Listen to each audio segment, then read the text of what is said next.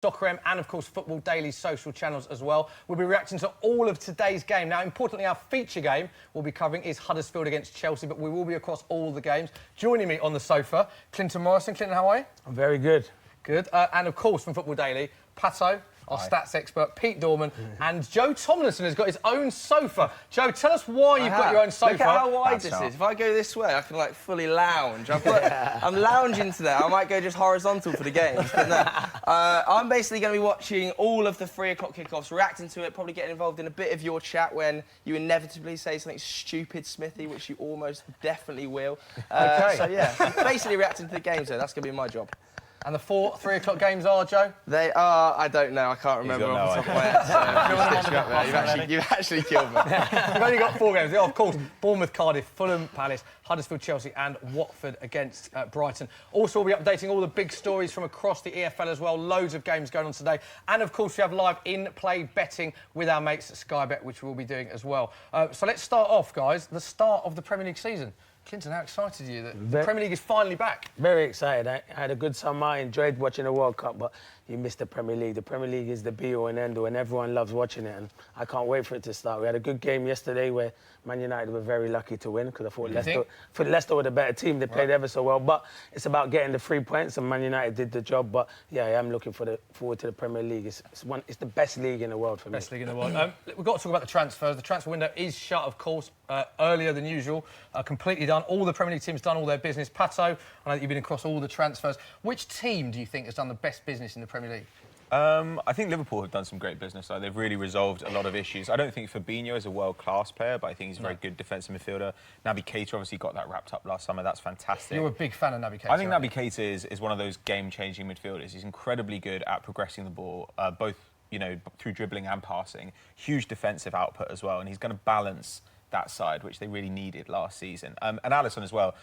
Paid a lot, but it resolves a huge problem area for them. The one thing I'd have liked is for them to get a little bit more depth up top and probably in attacking midfield, so they are going to have to rely on Wijnaldum and Lallana's fitness. That's a little bit worrying with Oxlade-Chamberlain out. Yeah. Other than that, lower down the table, I think Brighton had a really good window, and Fulham as well. Brighton brought in a guy who I think I'll probably talk about later because he's kind of my bargain transfer in Yves Bissouma, Alireza Jahanbakhsh. They look like a club who kind of know what they're doing and they're finding little edges. So I think it was a really exciting window in terms of making the league much more level. Yeah. The mid-table look really, really strong. So I think if you didn't do business this summer, as I think Huddersfield didn't, could be in trouble. Speaking of didn't do business, Spurs didn't do any business at all. First time ever since the summer transfer window started in 2003 that a Premier League club haven't signed anyone. Were you surprised that Spurs... We had this chat before the start of the show, and you made a very good point, that, which I agree with, that it's very hard for Spurs to attract players to get into that starting 11 because their 11's good, but their options on the bench aren't as strong as what's around them, are they? No, if you look at all the other top teams, as Pat mentioned, Liverpool and the Man City, Pep and Jurgen Klopp, they're going to identify certain players that, like now, Man City have signed Mahrez, so he's thinking he'll challenge Sterling and Sane and Bernardo Silva. Yeah. So it's difficult. I'm a massive Tottenham fan, so I was majorly disappointed that we didn't sign anyone. But our first 11, I think, is unbelievable. And we've got a few backup, but we need to progress and to try and win trophies, we need to sign more quality. So I was disappointed, for sure. Joe, got to bring you in. Man United. You think you're a big United fan, as we know. Yeah. United's transfer window, not the best? Our transfer window is rubbish. I don't think we got anywhere near the targets that we wanted, and obviously Jose Mourinho identified that he wanted, especially at the back. Obviously, it's well documented we got rejected or missed out on probably 5 central defenders in Diego Godin, Yerry Mina, Jerome Boateng. Yeah. The list goes on and on, at least, doesn't it? Harry Maguire, Toby Alderweireld. There was a lot, wasn't there? I know. Would you relax? There was a lot. I actually do know who we missed out on. But yeah, a little bit gutted not to assign a centre half. But I kind of agree with the club's stance. I don't like the fact that Jose was trying to go so short term. I think Jose Mourinho is a short term manager, and he was obviously trying to prep for the short term. Spending 75 million, in my opinion, on Toby Alderweireld would have been not a bad move, but a poorly managed move. Because of his age? Because of his age and profile. In the same way, it would have been exactly the same to spend 60 on Jerome Boateng, which is why I think United could have signed a centre-back. I think we have the money. Everybody knows we've got the money. But the club kind of felt like, are these options realistic long-term options for Manchester United? And none of them are. And the players that we want, we can't get hold of. Obviously, Man United have been chasing Rafa Varane for 5 years, haven't been able to sign him, so give up. identify someone else. The planning's a load of rubbish from United. There you go. Very opinionated, Joe. That's what we like about him. He makes very, very good points. And I don't understand how Man United, a big club like Man United, for me, still one of the biggest club in the world, how they can only want a centre-back and leave it so late to get a centre-back. If they wanted to do their business, should have done it earlier, for me. Is it a bit crazy, though? You look at the Man United teams of old. Whenever they wanted a player, Man United tend to have got a player. If they identify something... We could have got a player. It crazy. We definitely could have got a player. They were linked with 5 centre-backs. And are you surprised that none of them ended up going? I'm very much surprised, and I don't know the reason why they haven't gone, because the Man United board and all the hierarchy, they always back their managers, so I'm very surprised. And who wouldn't want to go and play for Man United? This is the first time we haven't backed our manager in a long time. You think, I think Jose wanted players. Jose wanted a certain number of centre-backs, and the United board disagreed with the centre-backs he wanted to buy. I think he was identifying players that he thought could win in the league this season or next season. And the United board are thinking more long-term than winning the league this season, because I don't think they actually believe Jose can win the league this season. I think they're softening him up to sack him. They are definitely softening him up to sack him. But they made it hard for him to sign. They can't get rid of him. So that then when he fails this season, it's easier for them to sack him. But then why give him a €50 million player in Fred? Why give him the whole summer? Like, you're essentially just throwing away a year because you're not ready to sack him yet. Why didn't they? If they really felt that way, they should have sacked him at the end of the season, got somebody in, and then run the window according to what that person... But you're forgetting, we are being run by Ed Woodward. Clueless. Also, at the end of last season... Don't hold back, Joe. Just tell him how you feel. Genuinely clueless. He's my neighbour, Ed. We live in the same area. At this point, it's worth mentioning, we're having a big chat. We're going to have debating all the big talking points throughout the day. And, Pete, we want the viewers to get involved in the chat. How can our viewers get involved in the conversation? Yes, it is very easy for you guys to get involved, and we want you guys to be as involved as possible. So drop a comment or a question in the comments below, or tweet us at Football Daily UK or at SoccerAM with the hashtag #TheFootballSocial. Yeah, and we will get involved in the comments. Right, our feature game is Huddersfield against Chelsea, and we've got the teams for you now. So, Clinton, I'm going to ask you your thoughts on the team. First up, this is the Huddersfield side. Hammer and goal, Jorgensen, Schindler, Congolo. Right full-back, I'm going to ask Patrick van Straten. No, you go right. You pronounce it. You pronounce it. So I'm just going Heider Gionaj, is that Yeah, you're not far. You're perfect, mate. Yeah. Aaron Murray, Hogg, Billing, and Pritchard, and Mounier up top. Clinton, you look at that team. Huddersfield are many people's favourites, or a lot of people think that they'll struggle to stay in the Premier League. I think they survived by 4 points last season, their first ever season in the Premier League. Looking at that and looking at the business they did in the summer, do you worry for Huddersfield in the Premier League this season? Yeah, I do worry for them, Smithy. I worried for them last season, but I think in Dave Wagner, they got one of the best managers around. I think he's brilliant, and I think it was only down to him why they survived, because I think when they went to Chelsea and got that ridiculous result last season, who would have thought that? But they press ever so well. But it's going to be Huddersfield's home form that determines whether they stay up or go down, because the fans there at the St John Smith Stadium, the fans are unbelievable. But yeah, he hasn't really played. He's brought in a few new players, but none of them are really making their debut here. So he's probably gone with his tried and trusted that did well for him last season. So it will be a difficult season for Huddersfield.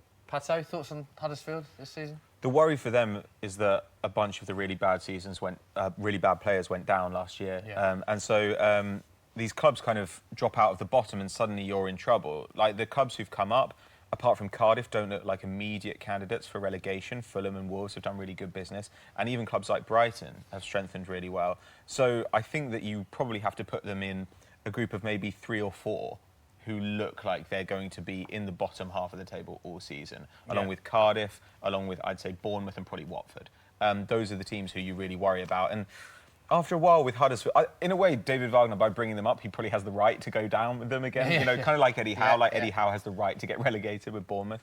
But it seems a little bit strange that they've done nothing more than just make the Congolo loan permanent. That seems like an expensive move that isn't necessarily going to move the needle for them in terms of staying in the league. Yeah, the stats aren't great from last season. Huddersfield failed to score in the most Premier League games last season, had just 8 scorers in the Premier League last season, won just 2 of their last 11 Premier League home games. So interesting to see how they get on this season. This is the Chelsea team. As obviously, Chelsea, of course, been very active in the transfer market this summer. Kepa The world's most expensive goalie starts for Chelsea. This is their back line of Azpilicueta, Rudiger, David Luiz and Alonso. Then they've got a midfield three of Kante, Jorginho and Ross Barkley starts, which is interesting. Pedro, Willian and Morata, so obviously resting Hazard. Thoughts on that team, Clinton? Are you surprised that they've rested a few players? Yeah, I am surprised, but then I can understand why Hazard, he had an unbelievable World Cup. Obviously, you got Olivier Giroud. He'd probably be thinking, why am I not starting? Because Morata, I think, struggled massively at Chelsea and just looks like a centre-forward. He's got no confidence. But I'm intrigued to see how Jorginho does, and I'm happy that Ross Barkley's starting, because I think he's got unbelievable talent, but it just hasn't fitted into that Chelsea team of beforehand. You mentioned the strikers there. As a former striker yourself, who would you play, Giroud or Morata? I'd play Giroud all day long. Yeah, people might say I'm surprised at me, but You've I've seen lost Morata. Clinton. Giroud! No, but you know, Morata, you are talking listen. Let me explain. Giroud's a good target man, and you get crosses into the box, he'll score goals. I've seen Morata. Morata struggled. They're probably going to score a hat-trick today, but in front of goal, I think he's been poor. He just looks like a person who's low on confidence. I think Chelsea should have bought a new striker. These are the scenes at the John Smith's. Live shots in the tunnel of Huddersfield and Chelsea. Azpilicueta captain, interesting. Joe, you don't agree with that then? Nah. The Morata-Giroud debate? I don't agree that Giroud is the right man, but I actually kind of agree that Morata, I don't think, is the right man for Chelsea either. I just think it's the wrong place at the wrong time. I think he's actually a good quality player, Alvaro Morata, and I think he does have a future at an elite club, but maybe just Chelsea, the atmosphere, something not quite clicking there. But Giroud, for me, is a no-go in Maurizio Sarri's team. I think you're more likely to see Eden Hazard play as a false nine than Giroud up front. I think he'll be off. These are the live shots from around the grounds. We've seen the pictures from Huddersfield and Chelsea. This is Watford. Watford against Brighton, another 3 o'clock kickoff. We're going to be getting the guys' opinions and also their score predictions from all of these games. Tough ones to pick, actually, some of these 3 o'clocks. Watford-Brighton, what a terrible game that is going to be. I mean, stay tuned, because our chat's with going to us, be amazing, but Watford-Brighton's going to be awful. Probably going to be a 4-all thriller now you've said that. Two absolute relegation. Next there is teams. Craven Cottage, Fulham, against one of your former clubs. Yeah, Crystal Palace. This is game of the day. This is game of the day. This is where all the goals and excitement, without a shadow of a doubt. I think this could be a great game, actually. It could be a great game. There could be a lot of goals in this game. Definitely. I saw your smile when you saw Crystal Palace. Still got very fond memories, Clinton. Definitely, and I still speak to the left back. He's like my annoying little brother, Patrick Van Aanholt. So I wished him well this morning. And yeah, he was saying he was looking forward to it. But yeah, I love Crystal Palace. It'll always be my club. It has a good heart. Patrick Van Aanholt was famously involved in Splashgate on transfer deadline day. I loved it. I loved it. I messaged him after and said, well done, well done. It was brilliant. Good job, Mr. Puddle. We can also go to Bournemouth. These are the scenes as the teams are out. I mean, you want to talk about bad games. This is going to be it. You think? Bournemouth have a horrific defence, and they have done the entire time they've been in the Premier League. Cardiff are a trash long ball club. Bournemouth-Cardiff is our last 3 p.m. game. Kind of like they championshiped their way up from the championship, and they're going How to long do you really think Neil Warnock's going to last in charge? About 45 minutes. Oh, he's a man that you know well, Clinton. I bet he sees out the season. Any money he sees the season. I'll have a £10 bet. I'll have a £10 bet. He does not see out the season. I'll have a £10 bet. There's absolutely There is no way that Neil Warnock sees the season out. Speaking of £10 bets, we do have some great incentives with our mates at Sky Bet. We're going to segue that in. There you go. That's the link of the day so far. Football Social Accumulator. Now, what we've done is we've all picked the results that we think will happen from the 3 o'clock games, and we put them into accumulators. So Clinton Morrison, no surprises there, thinks that his old club Crystal Palace will beat Fulham. You always go with your old club, don't you? Crystal Palace, you have to. Yeah. Pato's gone for Bournemouth to beat Cardiff. But I don't care. Okay, he doesn't care. I think that Chelsea, strongly think that Chelsea will beat Huddersfield. And Pete Dorman's gone for a draw in the Watford versus Brighton game. Now, we've put all of that into an accumulator. Agree with you, and you can get odds of 28 to 1 with Sky Bet. So if you put a fiver on that, that would see a return of £145. Don't forget, you must be 18 plus. Full terms and conditions apply. All odds, of course, are live and subject to change. And to see current odds and for more information, go to skybet.com. And as I say, get involved. Nailed that, Smithy. Those T's and C's. That was unbelievable, T's and wasn't it? C's. There we go. You'll also see on your screen we've got the title odds as well. No surprise that Man City are firm favourites with Sky Bet for the title. Liverpool, second favourites, 4 to 1. We spoke about Liverpool's business. Do you think Liverpool could be serious title contenders? Without a shadow of a doubt, they'll be the closest to Man City. As Pat said earlier, they've done great business. And one player in particular who stood out for me in pre-season watching them, who looks like he could be getting back to his old self, and I hope he does, is Daniel Sturridge. He's been exceptional. And they're saying, but you know what happens? His body always fails him, and I hope he don't, because if the old Daniel Sturridge comes back, that's like a new signing, because he's terrific. He's not going to get in the front three at the moment, but he's good to have coming off the bench. But that Kante is a sensational player. I've watched a lot of him. He'll be a star in the Premier League. Pete, what are people saying on social? Have you got any questions for us? Don't forget, we want you all to get involved in the chat. What have you got for us? Everybody's just very happy the Premier League is back after a dry month after the World Cup. But just circling back to Chelsea's forward line, a lot of people are asking about Michy Batshuayi and should Chelsea have loaned him out? Surely he's a good player to have. Good question. If Shuri doesn't bang, if Morata doesn't bang, Michy Batshuayi, I think is a good impact player to have in your squad.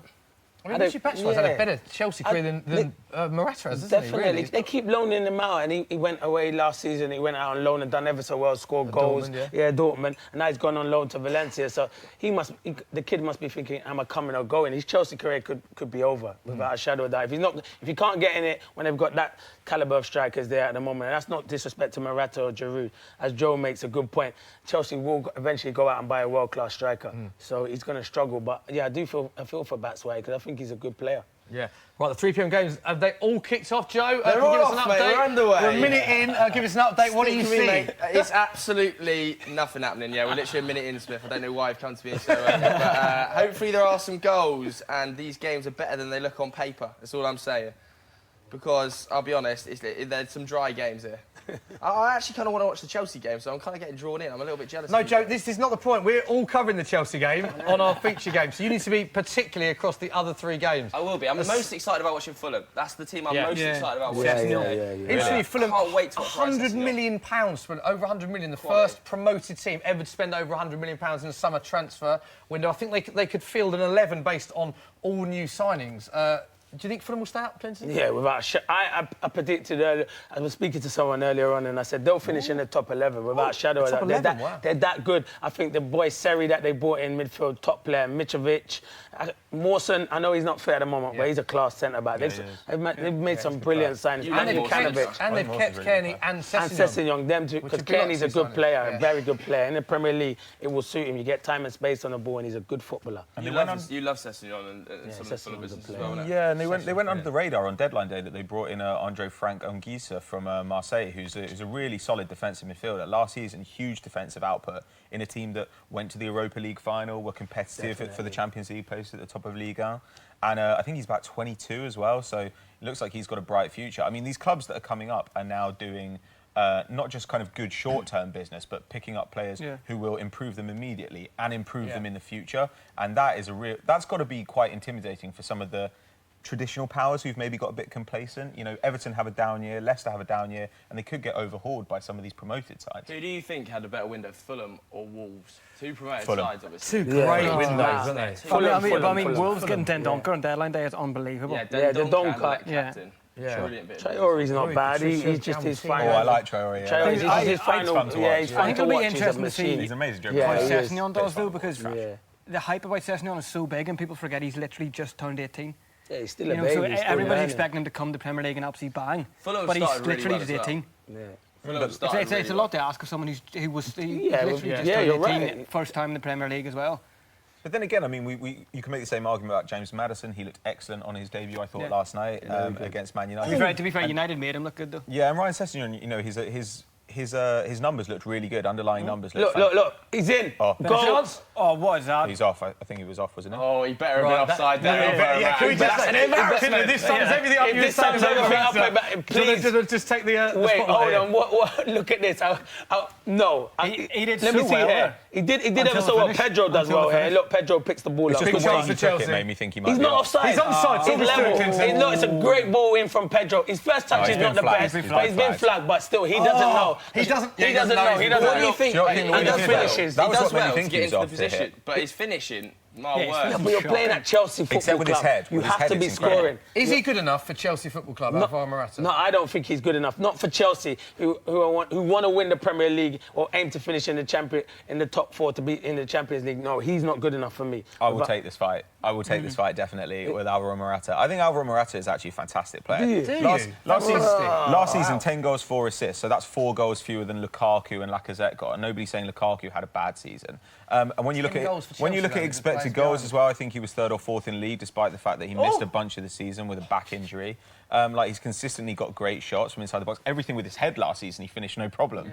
Yeah. Don't get me wrong. I think his first 6 goals. There are some one-on-ones where he's had terrible, like the Burnley one was just horrific. But that's the thing. I think the narrative is that the problem is the big glaring misses and remember. not his overall performance. Yeah. And don't get me wrong, I think that the way he's spoken as well about his confidence would worry me a little bit. You know, like basically a couple of years ago when Zlatan Ibrahimovic joined Man United, first half of the season he also couldn't score, and everybody looked at his numbers and his underlying numbers looked great, and then the second half of the season picked up. But it was kind of helped by the fact that he said, I know I just need to carry on doing the same thing and I'll start scoring. Morata didn't say that. He said, oh, my head went down, my confidence went, I was really worried, I had no faith in my game, and that is a little bit troubling. He's a nervous guy, isn't he? But they He are looks going like he's a big confidence player. But they're going to attack more this season. You're right, and They're as gonna a attack more striker, this you season. do need an arm around the shoulder every now and again. You do go through spells where you're not scoring goals. Listen, I'm not here to slaughter Morata because I hope he does come well and score goals. But at the moment, he looks low on confidence. Yes. What do you do, Clinton, as a striker in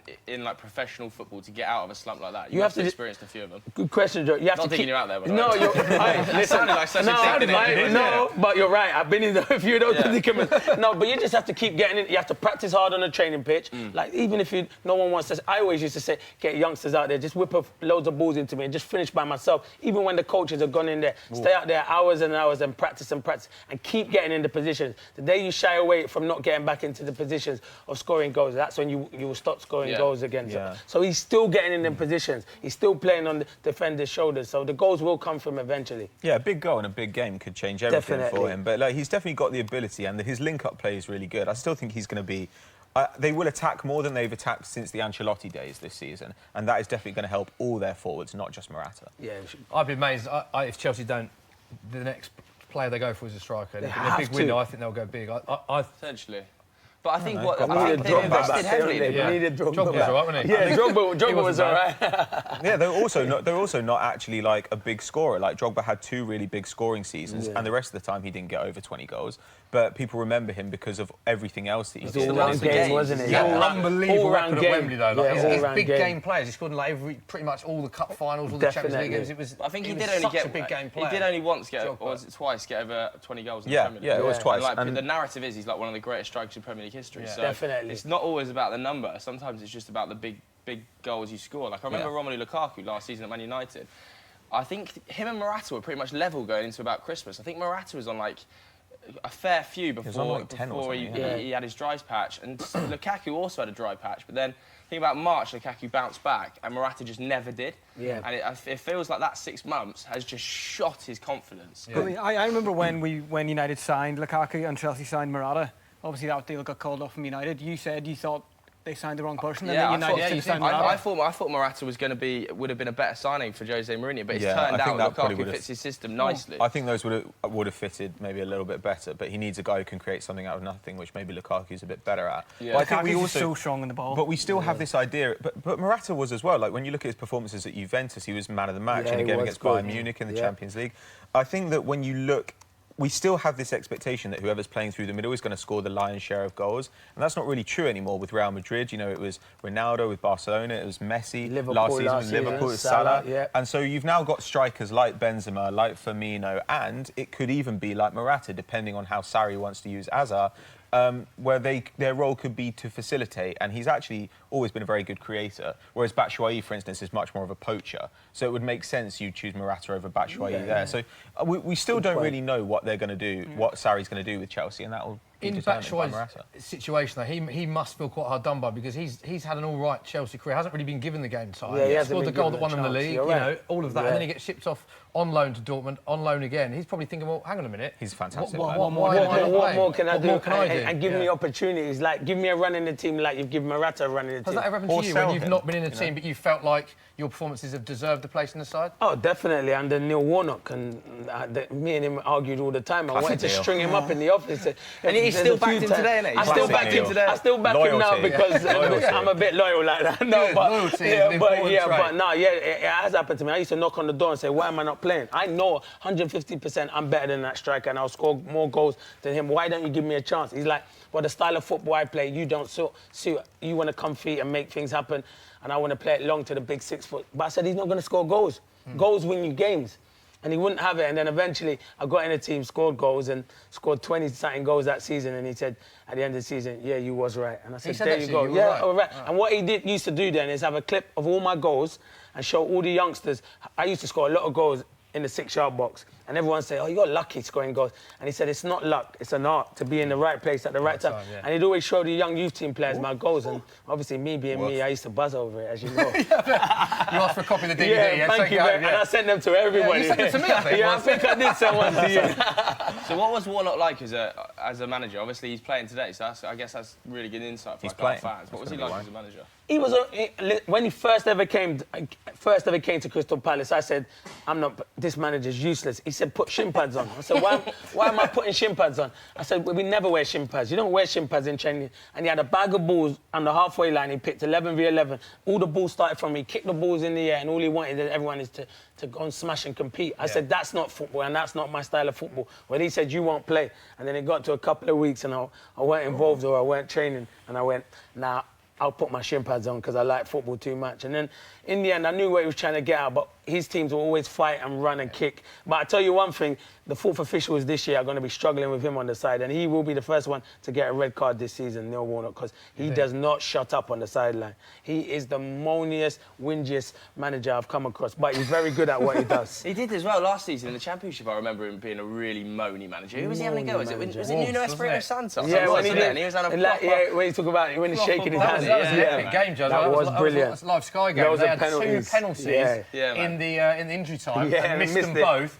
And I think Wolves were celebrating. Yeah, massively. I mean, is that a bad thing to celebrate, overly celebrate? Well, that was what Neil Warnock was complaining No, about. he's saying he was in the heat of the moment, and instead of shaking his hand at the end, he'd run around. But that's the heat of the moment. It's a manager. You get that buzz like that. Eventually, he tried to come over, shake Warnock's hand, but you know what Neil's like.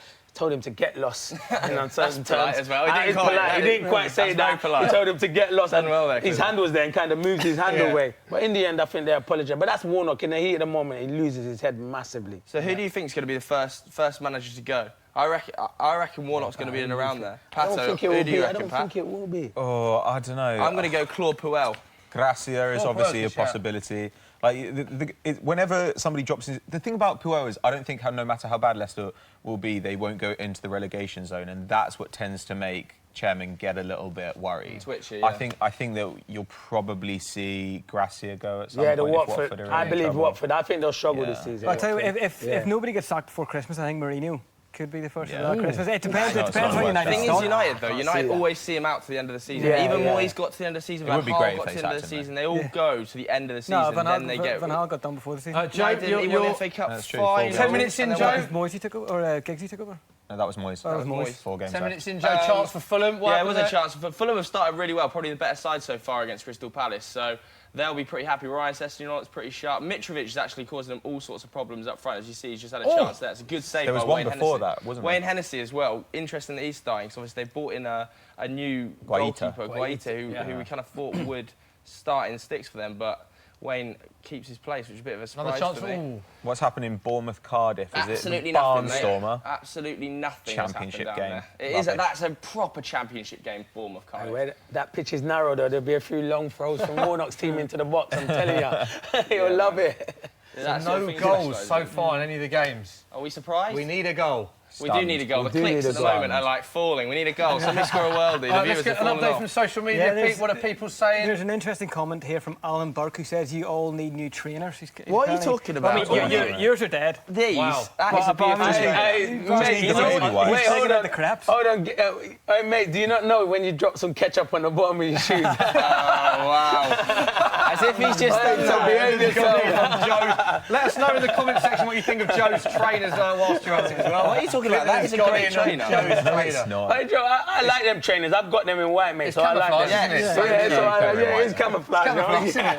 But other than that, there's a lot of people commenting about Callum Hudson-Odoi and that he's not included in the squad. He obviously had a good pre-season. He played pretty well in the Community Shield as well. Is he not in the squad at all? He's not in the squad at all. He's not on the think bench. it was probably him and Victor Ashley Moses Toomey has who's asked how hard done by should he feel. This goes to talk about Chelsea's youth Well, team he had policy. a Chelsea win fantastic everything at youth level, don't They they? do. Famously, Jody Morris was there, won Yeah, treble after treble. He's now at Derby, of course, with Shay Given and Frank Lampard. Yeah. But they have such a fantastic youth setup. But the amount of people that actually get to that first team, do you think Chelsea are guilty of overspending sometimes when they have the talent in youth? Yeah, definitely. And they send a lot of the young kids out on loan and they go and do well and then they come back, they think maybe we're getting an opportunity and then Chelsea go and spend again. Yeah. So it is disappointing as a youngster because Chelsea have got a lot of good talented youngsters. The boy Mason Mount who's just gone on loan to Derby. Yeah. He's very a good. player. Scored, didn't he? Yeah. He's going to be a very good, a big player. So they've got a lot of them. So, but Hudson-Odoi is a real talent. I know at times he struggled against Carl Walker, but listen, Carl Walker's the quickest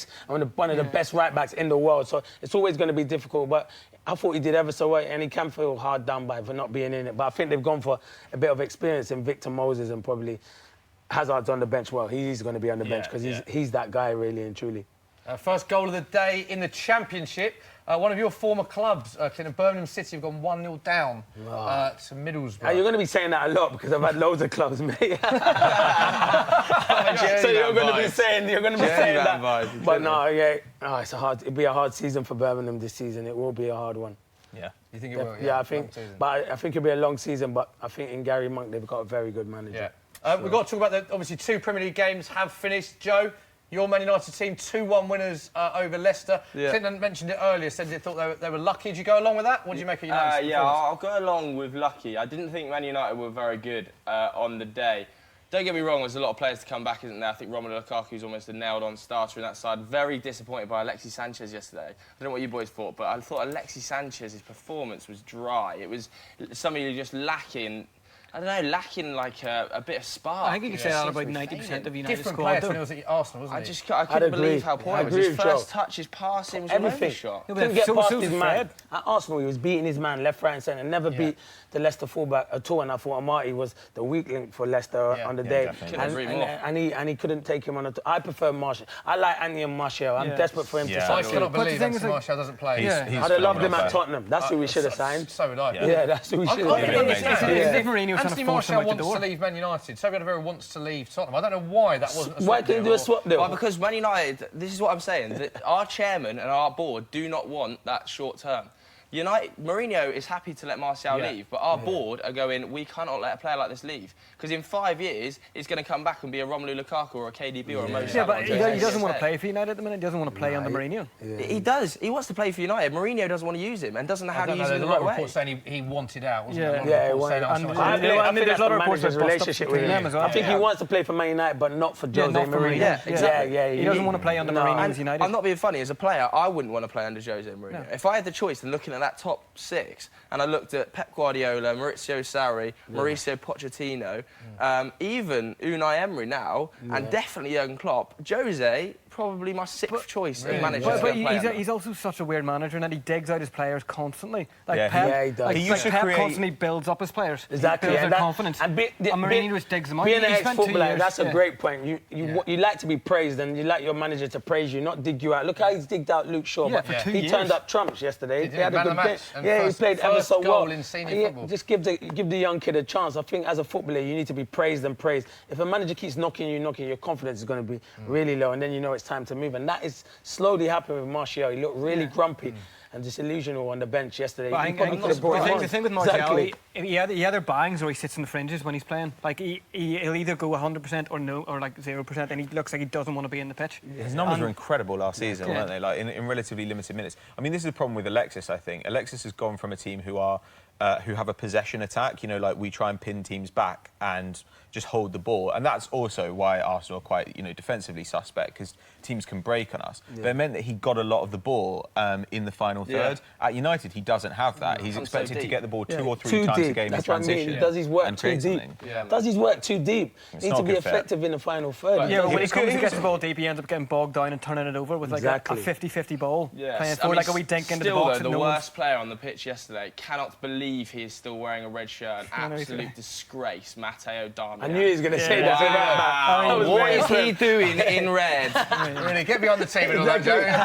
Another goal in the Championship. Sorry to interrupt. Aston Villa 1, Wigan 0. So as Birmingham go 1-0 down, Villa go 1-0 up. James Chester, Aston Villa. Of course, Jack Grealish, still an Aston Villa player as well. Are you surprised Jack Grealish didn't make that move to Spurs, Clinton? Yeah, I think he wanted to go. And the reports are he was really disappointed that they didn't let him go. But when you've got billionaire owners coming in and Jack Grealish is your star man, you're not going to let him go. And the thing about Aston Villa, which I like, and one of my old managers, another old manager, I told you we're going to talk about old clubs and old managers today, Steve Bruce. He's one of the best I had. Yeah, you do like Steve Bruce, don't you? I'm glad that they've kept him, because I think this could be the year if they back him a bit. Well, the window's gone, but he can still bring in loan players until the end of the month. If they back him, I think Villa will do well, and that hurts me to say that being an ex-Birmingham. But careful what you say, he's an ex-Birmingham player. As an ex-Birmingham, I know it does hurt me to say that, but I think Steve Bruce is a really good manager, without a shadow of a doubt. Joe, we're still waiting for a few goals in the Championship, but no goals so far in the 3 o'clocks. Any close chances to tell us about? Not a massive amount. Fulham had a free kick on the edge of the box, but Mitrovic absolutely spooned it into the wall. Fulham are playing some really nice stuff. High energy in and around Crystal Palace. Probably the most impressive so far. Wilf Zaha looks a little bit isolated up front, I have to say, for Palace. He's not really got a hold of the ball. I think this is him now. Look how isolated he is. He's just getting kicked up and down. He's won that far, though. So I think they need to get a little bit closer up the pitch to Wilf Zaha, get some of their midfielders a little bit higher up the pitch, because Andros Townsend's a little bit too wide for me at the moment. Yeah, they kind of adapted to this no striker system last season where they put Townsend and Zaha up front. And actually, it was the first time I looked at Zaha and thought he was a really good player. I've never really liked him previously, but he looked great at the tail end of last season. But it also means that when you're under pressure, you've got nobody who can hold the ball up, right? You can't really go long. You've got to kind of dribble your way out. I think Benteke is playing today. Benteke and Zaha started up front today. And even Benteke's game has evolved a little bit last season. He had an absolutely shocking campaign last year. Yeah. That's another one that I heard he was very low on confidence, but by all accounts in pre-season, he looked the old Benteke, really sharp and stuff like that. So hopefully he can bring it to the table. I mean, the old Benteke, though, was like 6 seasons ago now, wasn't it? When was it? When he was at Villa. Villa, yeah. He was at Villa, and he just hasn't maintained it. He went to Liverpool, struggled. Yeah. You would have thought he'd done well at Liverpool. Yeah, but you would have thought, don't you think he would have done all right at Liverpool? Yeah, I thought I completely agree. It's a bit like that when Andy Carroll made that move. Stylistically, just didn't work. And Balotelli as well. And it's just not been the fit they needed. And then they finally found Bobby Firmino, who is less of a striker and he's more of a link man between the two wingers, effectively, to get them into the game. So that's the sort of striker that's clearly working for Klopp. So just speaking on that, Josh Agdam has asked who are the top 3 strikers in the Premier League right now? Aguero, Kane, Aguero. I think Firmino. are the two that stand out. Yeah, Aguero and Kane, I think those two are head and shoulders above anyone else. Probably Aubameyang then. Like, I mean, he's still unproven, though. Aubameyang? In terms of the Premier League. I'm sorry, I think that's always Absolutely nonsense. I think the idea of being unproven in the Premier League is his stats don't lie. His goals don't lie, Aubameyang. He scored goals for fun. I think he'll score a lot of goals. I don't know if I have him third best, because you can't rule out Lukaku. I know he gets a lot of stick and he can be better outside the box, but you ask any defender, they do not like playing against Lukaku. I think goal scorer. I think Kane head and shoulders best goal scorer. I think technically probably Aguero in terms of Aguero's up there. His stats are a joke, Aguero for Man City. Aubameyang I do rate as well. I think he'll that score third one goals. I'm trying to think. I like Firmino. He does a lot. He does a lot, but love Firmino. As Joe said, he's a bit clever. He can drop in the 10 old players at number 9. He's clever. So It's a good one, that is. Put it out as a poll. Put it out as a poll. Put it as a poll. See if people You go. love a isn't it? Twitter I do poll, love Dorman, a don't poll. you? I've been sleeping on the polls today, but Yeah, there I've is. been There's an absolute belter of a comment here from Tom Mander who says, "Why have you singled out the ginger on his own sofa? You can't catch ginger, you know." I know, it's actually rude, isn't it? Kids are really like that. I like that. Thank you very much for the support, mate. Thank you very much for the support. Literally, I'm on a wide sofa. It's like I'm in a contamination zone. I've been quarantined over here. It's an absolute joke. Joe, chance for Huddersfield? Was there? I don't know. I've not Yeah, been it was a watching. foul. It was a foul. Yeah, Meunier. Doesn't look like one, mate. I'll be honest. Half chance. Was There's it? a goal, Joe, for Bournemouth. We haven't updated. Oh, there's been a goal. Come on, I missed what it. happened? Tell I was us. too busy being quarantined. Unbelievable. I was too Frozen. busy in ginger quarantine. But as usual, the stream is frozen, so still haven't been able to see it. I mean, this has been. No, it's not pretty frozen. Much, we're up. Who is it? Oh, what a brilliant goal. Who is that? Is that Lewis Cook? No, it's Fraser. Fraser. Oh, it's Ryan Little Fraser. tiny Wee Ryan man, Fraser. they call him. Man, the little Fraser. wee man. I first saw Ryan Fraser play for Bournemouth's F team against Southampton Solent University on a Thursday night, and he was so average. He was so average. So to see him play in the Premier League is an absolute shock. He's actually I like all right last Ryan season. Fraser, yeah, I He's think he's a actually good all little So player. describe the goal, mate. I don't know, mate. Still haven't seen it. It was just a cutback and a tap-in, pretty much. There you go, 1-0 Bournemouth. Here we go. Yeah, so it's played down the right-hand side. I'm not sure who that is. Does well, cuts it back, edge of the 6-yard box, Nice tap in for Ryan Callum Fraser. Wilson. 1-0. I'm going for Callum Wilson. That was. He was could down be the right. Ibe, I can't There really it is. see It's it. Wilson. Too small. 13. Yeah, Wilson. Yeah, Callum Wilson cuts it back Horrible to defending. Fraser. Ryan Fraser. Cardiff defence, all got invisibility cloaks on. Who predicted Simple Bournemouth would tap-in. win? That's the question. Yeah, Pato So- has called the Bournemouth win so far. I have to Pato's say. called the Bournemouth win, so our accumulator is looking all right. Still early days, but there's no results going terribly wrong. Huddersfield are playing well. Yeah, Huddersfield are playing Huddersfield well. did all right, aren't they? Really well. But Chelsea are going to take some more risks at the back this season, I think. David which is why. Luiz is going to take risks. Yeah, isn't I he? like David Luiz. I did. but I think- like him. I like him. I do don't like expect him. Marcus Alonso to stay in a back four, though. I don't think he I fits a don't back four. He's a good wing back. He's a really good wing back. But Emerson's much more Much of a more. Sarri full back, I think. But this is a great time for actually a lot of the lower table sides to play the big teams because so many important players are missing, right? Yeah, you've got to kind of think maybe we've got a shot. Yeah. So for instance, Arsenal, mid-table club, playing Man City. Good time to play, though, isn't it? Great time to play them. Having said that, we'll probably get pumped, but I mean, still, it's not the worst time. It's live on Sky tomorrow. Great day of Hit that. football. Man City against Arsenal. Another goal in the Championship. Norwich have gone 1-0 up against West Brom. Jordan Rhodes. West Brom, of course. Where's he playing Back now? down Jordan in the Rhodes. His Championship. career's been weird, isn't it? Norwich. Norwich. I just said Norwich. He was linked really everywhere, bizarre Jordan career. Rhodes. Yeah, You a fan of Jordan Rhodes? He's a goal scorer. I think he needs. The reason Smithy ain't really gone onto the Premier League, he doesn't do enough outside the box. Okay. But inside the box, he comes alive and he scores goals. Give him half a chance. He's a natural born goal scorer, but he has to. It's always difficult as a striker because when he's not scoring goals, you have to offer the team a bit more dip, and he doesn't do that. He was so highly rated as a chance. young kid. Here we go. Chelsea Here we are go. in. Oh, Whoa, what a what tackle. a challenge. Great tackle there. Unbelievable. That's your way to 18 go. burner. That's why they've made the move permanent, Pato. That's why. Yeah, that's why they signed him. He's got the Yeah, hell of a recovery tackle. pace. It Hell is of a a great tackle. tackle because William is quick and he was in. Young as well. Yeah. Some 0-0. guy- good- Huddersfield good- doing all right. Tom Kearney's picked up a little bit of a knock in the Fulham game. Serious Tom injury, Joe? No, it's not a serious one, but I think Tom Kearney's an interesting one. He's playing in that 10 role, but that, for me, is potentially where Jean-Michel Seri does his best work in that 10 slot, or at least as a progressive Is he playing, midfielder. Sari? Is he playing? Yeah, No. he's playing. Oh, he's he's starting playing, in central but midfield, so I think he's starting Seri a little bit deeper. I think Seri will Okay. play a bit deeper. I mean, at Nice they had him protected with Cyprian, like those kind of guys, in the central midfield. So I think they'll play him a little bit deeper because Kearney had a big creative season, the one before last. I think he got maybe 15 assists or something in the Championship, really good. Less so last season, but what he does is he knits everything together, right? He's that kind of hub of your attacking play.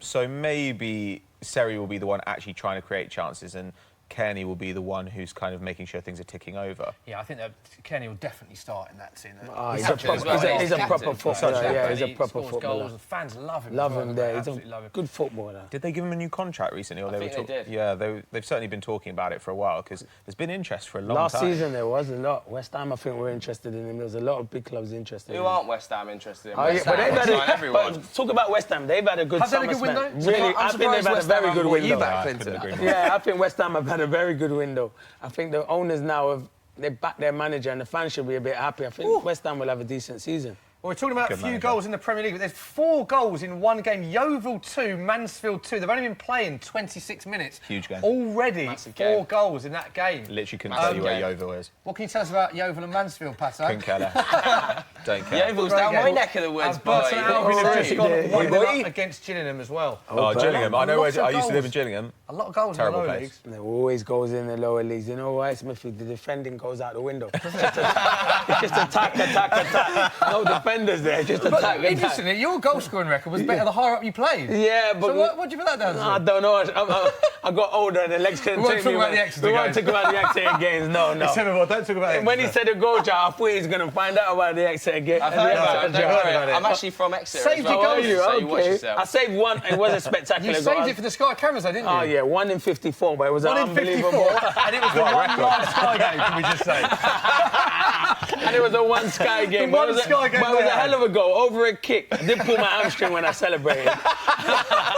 Oh, wow. Oh, dear.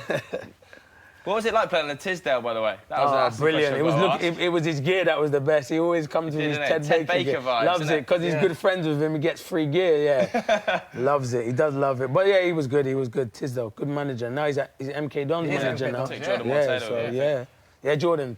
I lived with him. I lived with him. Did Lived you? with him. Did you? Were you there when Ethan Ampadu was there? Or- Yeah, I know Ethan. What was Ethan like? Because he's obviously potentially. This involved kid with is going to Chelsea. be big player. Really? He trained with us when he was 15 years of age. I had to say to the manager, how old is this guy? He said 15. And then literally after he trained with us, after training, he had to leave early. After training, I was driving back home and I saw him walking with his rucksack with his school friends in his school uniform. Wow. I couldn't believe he just trained with the first team. He said, yeah, I just had an exam. I'm just on my way home. Such a humble kid as well, but Good player, unbelievable player. Where do you think Yeah. is his best position? See, I thought he could have been a holding midfielder. my God! Holding midfielder, but I think he's going to be a centre-half at Chelsea. Chance, Joe. Talk us through it. What game? Absolute I chance for Crystal Palace. terrible. I don't know whether it's a save or it's hit the bar, but it's been all Fulham so far. They're playing brilliant football, but Crystal Palace have gone up the other end. I think it's Christian Benteke in the box, header, and I'm not sure whether he saved it or it's hit the bar, but it's a looping header, and it is very, very close to being 1-0 to Palace. Is anything happen every time I look at the Brighton game? Somebody's injuries. just receiving I treatment. know, it's for an unbelievable. injury. Waiting to get a highlight of this. Is Troy Deeney playing? Or There you go, something? here's a highlight. How's everyone Joe, injured? this is the chance. Townsend down the line, Great dinks ball. it in. I What a think ball. it's Zaha. I don't know whether he saved it or it's hit the bar, but it's an...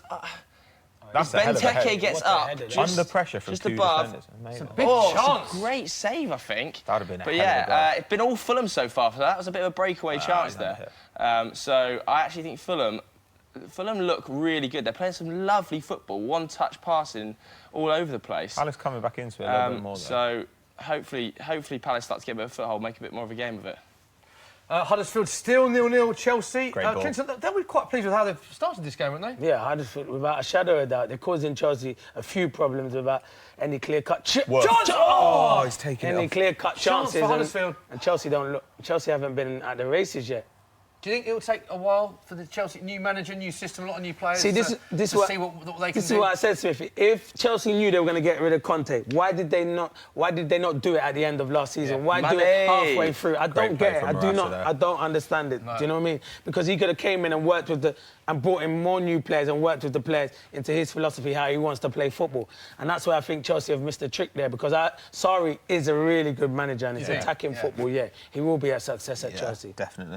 But they couldn't afford. I don't know whether they couldn't afford to, or it's all about the money, wasn't it? Yeah. It was such a bad bit of timing, because obviously Roman Abramovich had the whole visa issue. Then he was kicking off about being in the country. Then Conte wanted out, but they didn't want to have to pay his massive release clause, or however much it would have cost to sack him, probably nearly £10 million. So they didn't want to get that done. Then they had to wait for Carlo Ancelotti to join Napoli, didn't they? That eventually happened, and then even when that happened, there was some weird period, wasn't there, Pat, where Carlo was there and Sarri was there, because Napoli didn't want to sack Sarri either. So it's just a bit all over the place, to be honest. It all comes down to money. He had a bit of a shortened pre-season as a result, so it might take a while for them to get up to speed, but the quality of the squad is still absolutely amazing. Like every season that Chelsea have a kind of bad year, we look around and and complain about the squad. And then when you really look at it, even for striker depth last year, Morata, Giroud, Batshuayi and Tammy Abraham were their options going into this season. It's good. That's pretty ridiculous as depth goes. When you think that, you know, Liverpool, who we're all backing to kind of finish second, their striker depth goes Firmino, Solanke. But they've got a lot of goal scorers, haven't they? They've got a lot of goal scorers in that team. Sure, Salah, but you're going to have to play Salah, yeah, but where's their depth there as well? There's a lot of goal scorers in the team. Two of those guys get injured. What, you're playing injured, Shaqiri, yeah. Solanke up front? It's not I think ideal. he'll be all right, Shaqiri, though. I think he'll do well there. I like know a Solanke lot as of well. In terms of money spent this window, I think absolute snip, wasn't it? it's a 13 bargain, million. a bargain. I know a few of the Stoke players have had a moan at him saying he didn't work hard for the team and stuff like that, but he still scored a lot of goals. Yeah, he scored half their goals Go, this season. go! Is that Kante? I think Yes, it's Kante. Kante. For Chelsea, the ball comes across, a brilliant bit of work by Willian on the left-hand side, on the outside of the box, crosses it, back post, Kante kicks it into the floor, 1-0 to Chelsea, I think. Amazing. And Joe, there's an incident in another game as well. Is there? Bournemouth There game? Is that a penalty at Bournemouth, Joe? against Cardiff. Oh, never a penalty. Doesn't look a penalty to me. The refs give it. It's a penalty to Bournemouth. I don't think it's a penalty. I think that looked harsh to me. I haven't seen him. Here we go. We'll see it now. Penalty for you, Joe? Yes or no?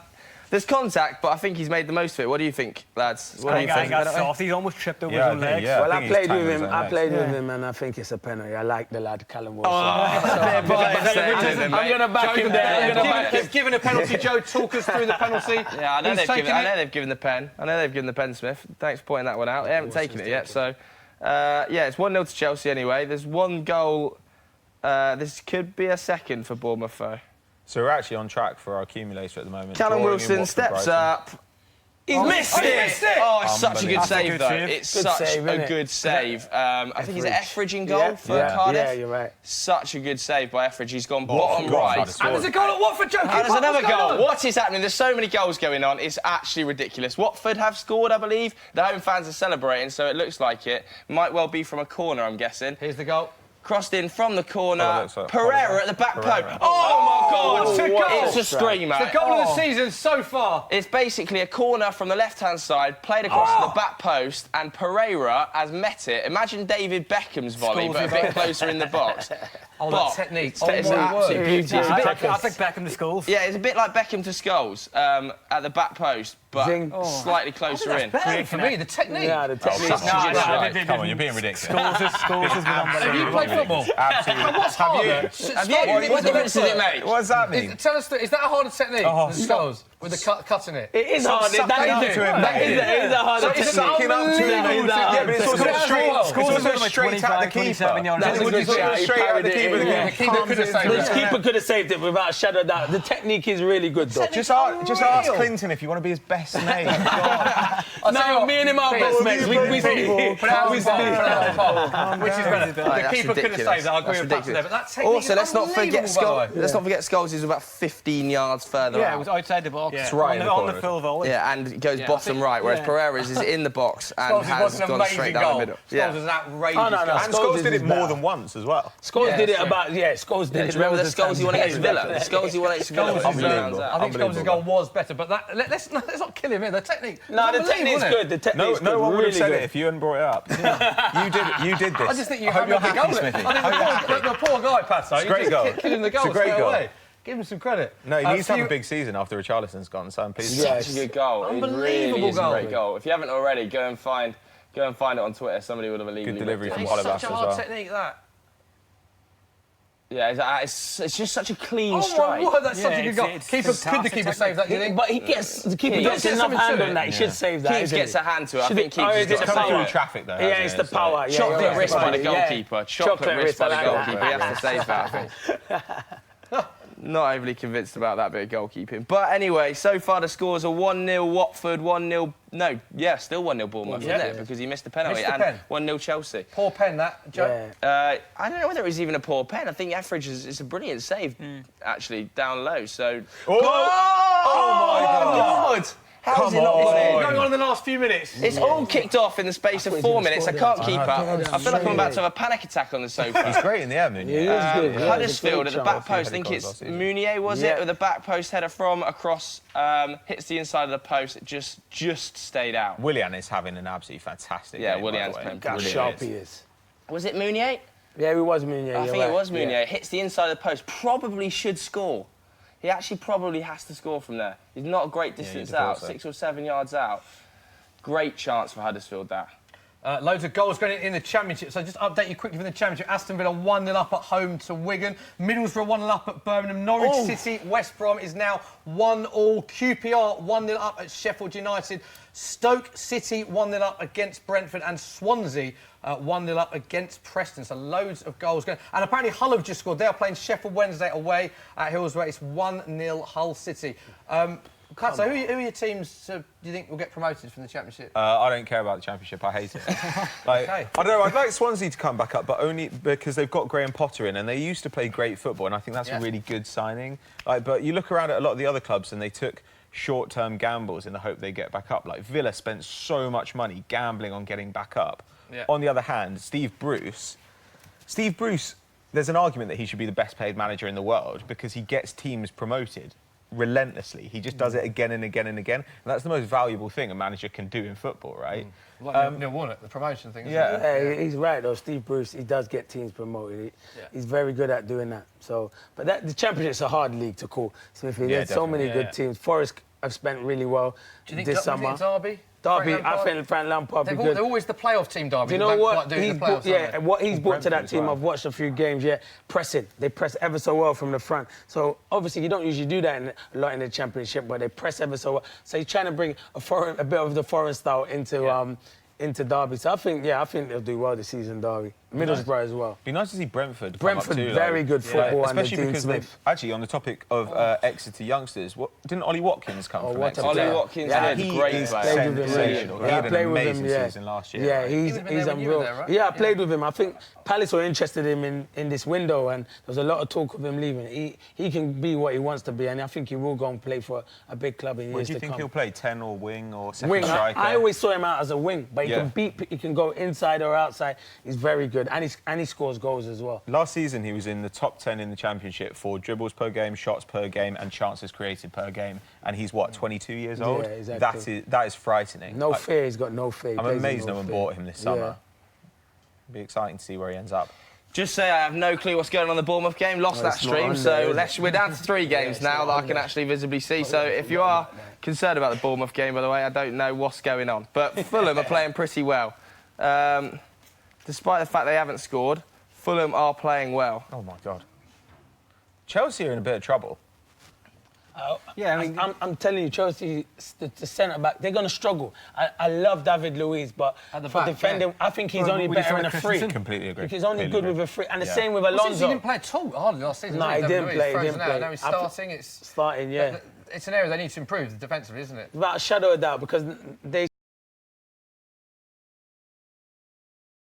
Chelsea, but I'd probably play Gary Cahill because he's probably more solid in the forward with Rudiger, because I like David Luiz, but I think you can only play him in the free. Yeah, I don't think you can trust him. Yeah, you can't trust him. He's rogue and he loves to go forward. And he'll go forward without thinking if there's any cover at the back, which then they get hit in the counter. Yeah. But Harry Maguire does that. He plays well as a 3 because he likes bombing on someone. He loves bombing on. Quite reckless. But the thing is, if you put a ball into Harry Maguire, he'll meet it with his head. Yes, regardless.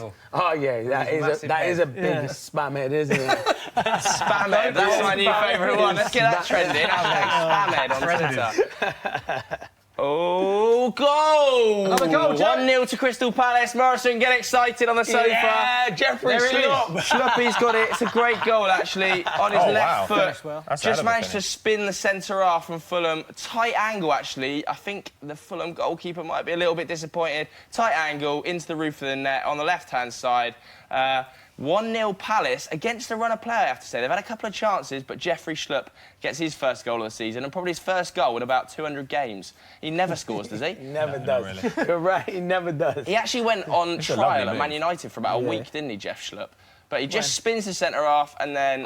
great finish. Great Is that finish. an It's a really good finish, man. as well? Yeah. Nice. That's not bad, is it? He's always my fantasy football pick, Van Aanholt. Great. Yeah. Always gets goals and assists, and also basically has my name. Well, I think the keeper's got to do a little bit better for me. The keeper's got to do a little bit better. I know it's gone in the roof of the net, but... You know why it's hard for the keeper, though, Joe? Because he's hit it with so much power. Yeah. And he's about 4 or 5 yards, and it's gone roof of the net. If he was low down, I'd definitely agree with you. It's kind of similar to the Giggs's against Seaman. That's it. He covered everywhere, bar the top. It's a bit of a Hugo Lloris vibe, constantly beating his near post. Kieran Carlin in our office. He always goes down too early, and you can just chip him every time. It's great. He's also really small. Yeah, rubbish. But yeah, Nah, he's quite good. But what are the comments? What are people saying in the... Well, I'm just looking at the polls. I we can't really do polls because they probably haven't seen the goal, have they? Yeah. they'll have seen it. Just circling back firstly to the best strikers in the league, it's actually 35% for Aguero, 35% for Kane. Sorry, say that again. 35. Wow. 35% each, and then I can see why. There is little to choose between them. They're both fantastic strikers, and with regards to the goal, it's actually a lot closer than I would have thought. 54% for Scholes. Yeah, because most of our audience weren't alive for Scholes' goal and don't remember it. If you haven't seen it, YouTube it. I think that is accurate. I would agree that Scholes is better. Oh, what a bit of play. Penalty, surely. No way, give it. Penalty to Chelsea. Pete Dorman's polls, which he loves doing. Oh, my. It's a penalty to Chelsea. Marcos Alonso has been played in by, I don't know who played him in. But he's basically somehow in the centre of the penalty area. Here's the replay. Jorginho into Barkley. A lovely flick by Barkley. And then, the defender, as Marcos Alonso goes to shoot, he just fouls him. Oh, is that a penalty? Yeah, no, for me, yeah, but he's died. I think it is a penalty. What's the point, Pato? Do you think that's not a No, I do think it's a penalty, but Alonso kicks his foot. Like, the player's foot doesn't go to it, but I think... But he does. Here's an interesting one. Is Morata going to take the penalty? No, Jorginho's taking it. If I'm a centre-forward, I'm taking that ball and you're not getting it off me. Is this something... 2-0 Palace. What a finish as well. Oh, it's offside. Van Arnold. But it's been given offside. Penalty, Great Joe, finish. talk to the pen. Penalty, Jorginho steps up, debut for Chelsea in the league, and that is outrageous by Jorginho. It's a great penalty, and if the keeper goes the other way, it's the worst penalty. Exactly. Very calm. Sat the goalkeeper down. It's almost like a Panenka, but it just doesn't leave the ground. Just rolls it into the net as the keeper's sat on the ground, embarrassed him, basically. The disallowed goal at 2-0 Palace, to by the Chelsea. way, is absolutely sensational. Talk us through that, Pato. It's so We haven't good. seen that. Well, somehow Van Aanholt ends up on the right wing, running into the channel. He's running in behind the back line, gets slotted into him, and from a tight angle, he just smashes it into the top corner. But he is about a yard offside, so he doesn't seem to realise that part of his job is defending. But that's one of the things I like most about him. You're right. I tell him that all the time. You're a defender. He says, yeah, but I love scoring goals. He said, the scoring goals, man, you know, everyone likes a fullback who scores goals. He said, everyone likes a fullback who can defend. Surely you like him as a neutral, but if you're as Crystal Palace... Yeah, you want him to be closer. Sacco must be doing his head and thinking, where's our left-back gone? He's gone on again. Yeah, exactly. On the subject, before Pete got interrupted, two great polls then you put out, because one is 35-35 as a split of the strikes, and the other one was, there was only, 10% in it, so literally two 10%. great polls. If you think of any other polls you want us to put out, let us know in the comments section. Any other polls you want to put out? No, I'm just angry. I'm just angry Morata hasn't took that penalty, Smithy. I'm angry. You're angry? I think as a striker, you're low on confidence. The team already 1-0 up. Grab that ball and say to Jorginho, for my confidence, I need to get off to a good start to the season. Let me take the penalty. Although he took one in pre-season and missed. He did. Yeah, So that probably is affecting him. It's in his head. He probably Yeah. didn't want to take it. Arsenal game, is that the Arsenal game? Yeah, the Arsenal game. Yeah, he probably didn't want to take it. That's how low on confidence he is right now, isn't it? I mean, does this mean now that Jorginho is the designated penalty taker? Because if he is, he's coming in my No, he's not. team. You know who is? Hazard, but he's not playing. Yeah. Oh, yeah. There you go, it's Good Hazard. shout. On the subject of penalties, Joe, what are your thoughts on Pogba's run-up?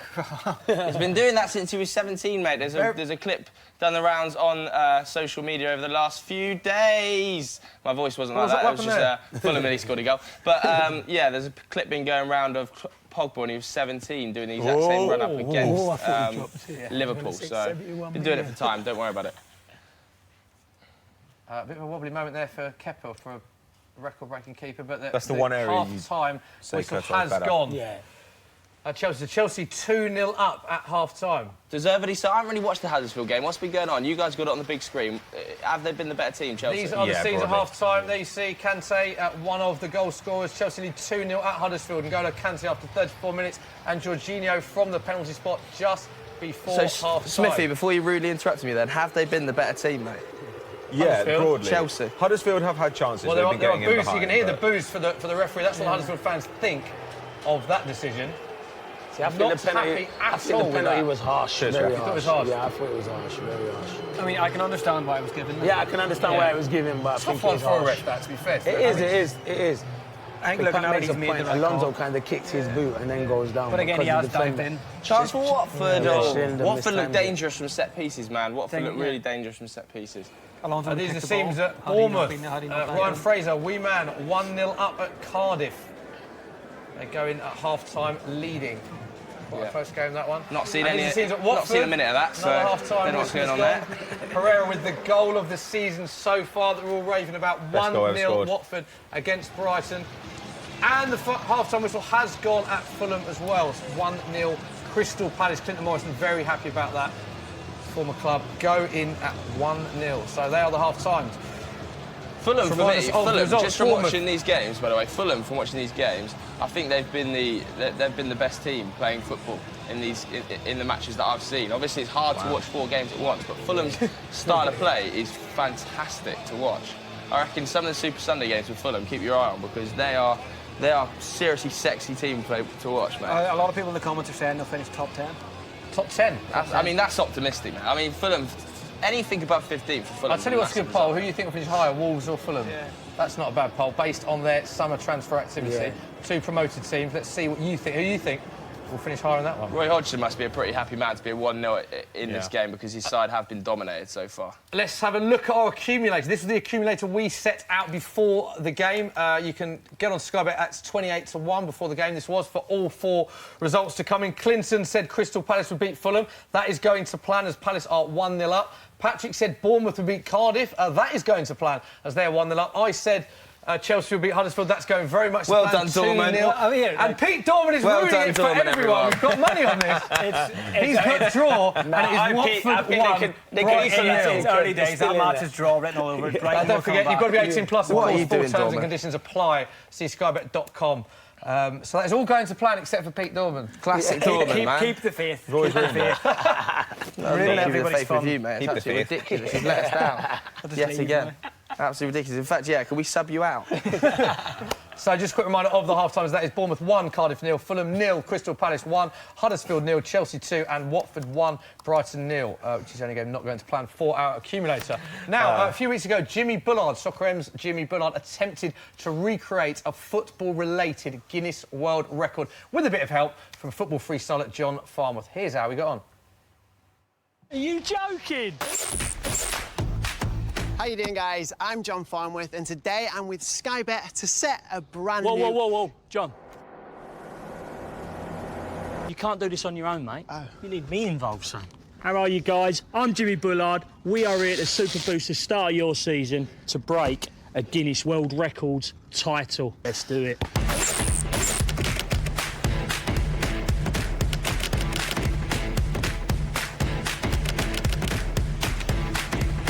Send her up, big boy! Are you joking? Oh my God! Come on, Jimbo. You can do it.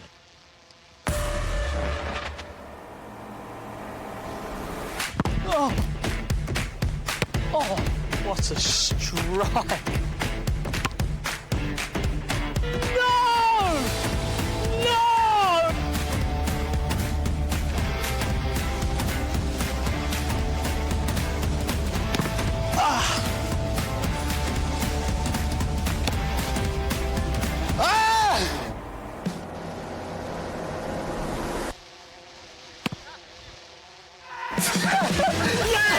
We've done it with a Guinness Book of Records in this, haven't we? Yay! Jimmy and John, you attempted the Guinness World Records title for the highest altitude football dropped and volleyed into a goal. Jimmy, your attempts were unsuccessful. John, you had 3 attempts, and I can confirm that in your final attempt, you achieved a total of 32 metres, which is a brand new Guinness World Records title. Well done, mate. Congratulations, John. You were officially amazing. Thank you so Well much. done, mate. Well done. you. John, I can't have you beating me, son. It's time to take it up a level. Let's super boost this. On your bike. I'll behave, mate. Let's have a go. What's the point?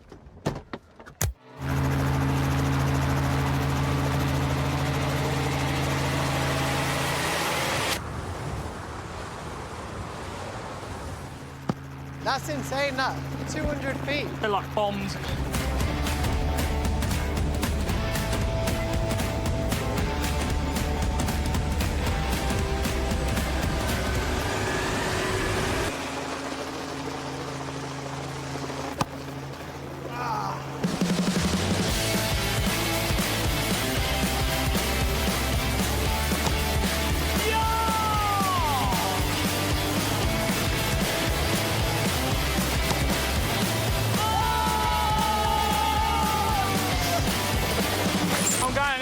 I'm feeling it.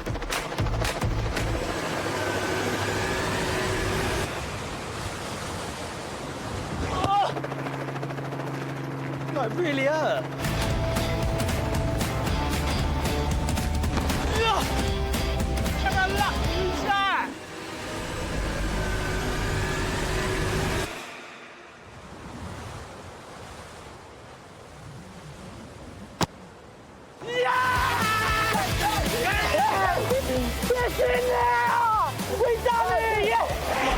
Jimmy and John attempted the Guinness World Records title for the highest altitude football dropped and volleyed into a goal at an even higher record of 150 feet. Now, John, I'm pleased to say you had a successful attempt, so you can keep hold of that certificate. Yes. Jimmy also had a successful attempt. Welcome to the Guinness World Records family. Congratulations, you are officially amazing. Yes, well done, Ref. Love it. You got to be over the moon joint with me, ain't you? Woo! Anyway, look out for 14 days of super boosted offers from Sky Bet.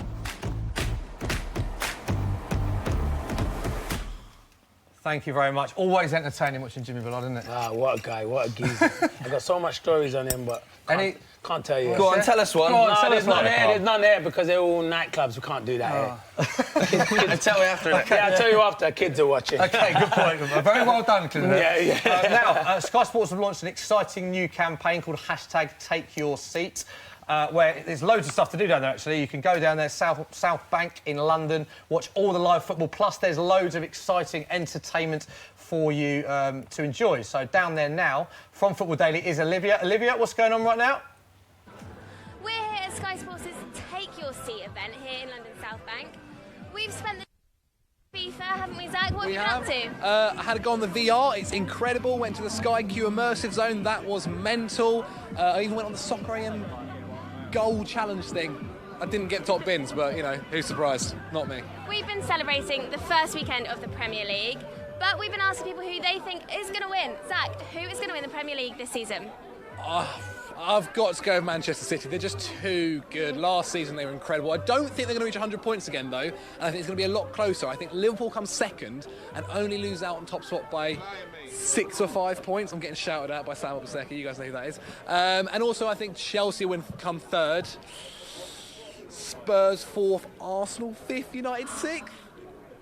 Ooh, a lot of people are saying that. A lot of people don't think it's going to be a good year for Jose Mourinho. But what do you guys think? Back to you in the studio. Ooh, thanks very much. What do you think, Joe? I think that's... I can't even call who's sixth. It's so tense. I think I said on the show the other day I said United. I think after yesterday, my opinion's going to stay the same. So having watched a bit of Tottenham today and a bit of United, I think United... Those are the two teams I think are going to finish outside the top four, potentially. Tottenham and Man United. I think the two had the worst windows. So you think Arsenal are going to finish City in the top are going to win the four? league. Liverpool are going to finish second. I think we're all going to agree on that, aren't we? Chelsea third. I'm going to go Chelsea third. I think they've got one of the best managers in the league and still got Eden Hazard. So probably the best player in the league on his day. I thought United was so poor yesterday. Really tough from here down. I think it could be either of Tottenham or Arsenal finishing fourth and then United. Wow. Interesting. I'd definitely agree with you. Man City top, Liverpool second. Third's a tough one. Don't you dare say Tottenham. No, I think Spurs finish fourth. I think Tottenham will finish in the top four. I disagree with you on your own team. I think Man United. I think United. A club of that stature will finish in the top. I think Chelsea might just miss out. I think Arsenal miss out. They got a better squad. They got a better manager. Oh, I'm not sure. I like more. They're bad. They're bad last season as well. I think. I go Chelsea third and then Spurs and then. See, I'm a bit worried about Tottenham, but because I support Tottenham, I have to put them in there. They're so reliable. Because it could be Chelsea and Man United. They're so reliable. Like last 3 seasons, I think they're the only team in the Premier League to finish in the top 3 every year. And Pochettino's so good at just getting what he needs to get out of that team. But I think really six, and anything could happen there really. It's interesting actually in the comments. A lot of people are saying Liverpool will win the Premier League. They're back in Liverpool after this window to win the Premier League. I saw some people on Twitter yesterday saying that Chelsea are going to win the league.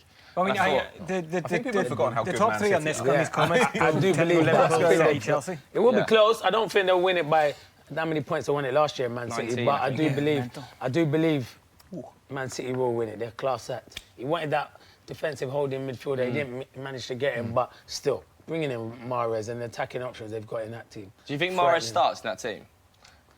See, for me, I don't think he does start. So 60 million on a bench player. I think he'll be on the bench. They have the signing as well. I believe he'll throw his faith in Raheem Sterling. Yeah, and I would. Yeah. I would as well. I think he might start absolutely. the first few games because of Sterling's involvement in the World Yeah, Cup. I think, Mahrez will is there any start, such thing because as a of his bench involvement. player when you're a club that are going to compete in the Champions League Yeah, and the there's Premier not. League? Surely everyone's going to get Yeah. enough minutes. Rotating. Over Yeah, I They'll think probably all get it's- 30 games. Yeah, is Even Gabby the Hayes young- just the bench player? Even a young kid, Foden, he'll get a few games, and Yeah, I he think will. he's going to be a hell of a talent, him. Yeah. Yeah, Brahim Diaz. Yeah. It's going to be Lots of interesting to see because I think they're going to try and phase David Silva out a little bit this season. Obviously, David Silva's getting no younger. Yeah, man.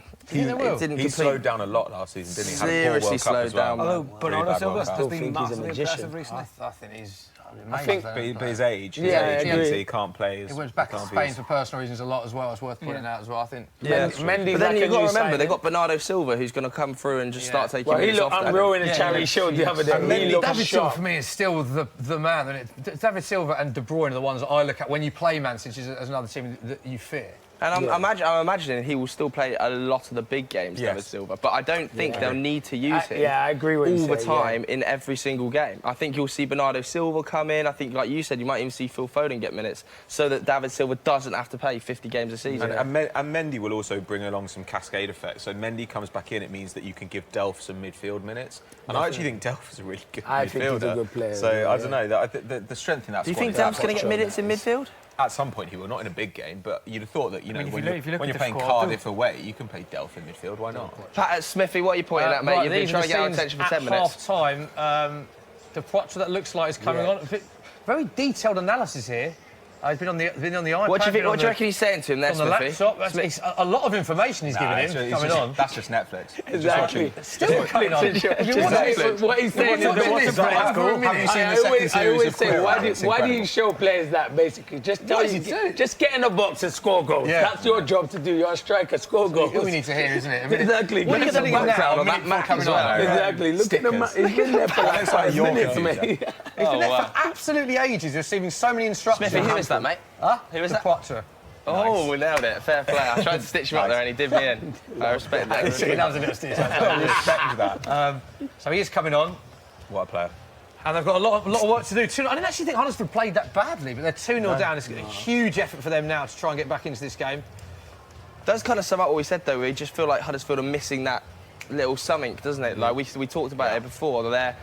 They haven't really signed the player that we thought would keep them up this season. And in a game like this, they've had a few chances. Obviously, the Mounier header at the back post probably being the best one where he's hit the post. Does a 20-30 million pound signing, hit the back of the net there, and it's 1-1 against Chelsea rather than 2-0 down. The analysis is still going on. This is amazing. The analysis is still going on. And there's a hug there. There's a hug from David Wagner. No one cares about the hug, Smithy. So, Joe, I'm really intrigued to know how De Poitre plays in this second half, because he's had an unbelievable amount of pre-match, half-time, should I say, talk, and it's still going on. Just in case he wasn't sure earlier, it's still going on. Interestingly, De Poitre is the only Huddersfield player ever to score against Chelsea in the Premier League. Well done to whoever fed that to Smithy through his earpiece. Yeah, there we go. Congratulations. Very good. Congratulations. That was last season, wasn't it? It was last season at this same ground. There you go, Clinton. Yeah, I remember it. I imagine it was last season because they've only been in the Premier League for one season. So it had to be last, didn't it? Clinton tried to ease him with the I remember the goal, though. I remember the goal. Okay, Clinton. It was a good finish at this end, at that end. I don't know what end that is. Doesn't really describe the goal, does it? It was a header. It was a great header. Or the head. These are the scenes at Craven Cottage.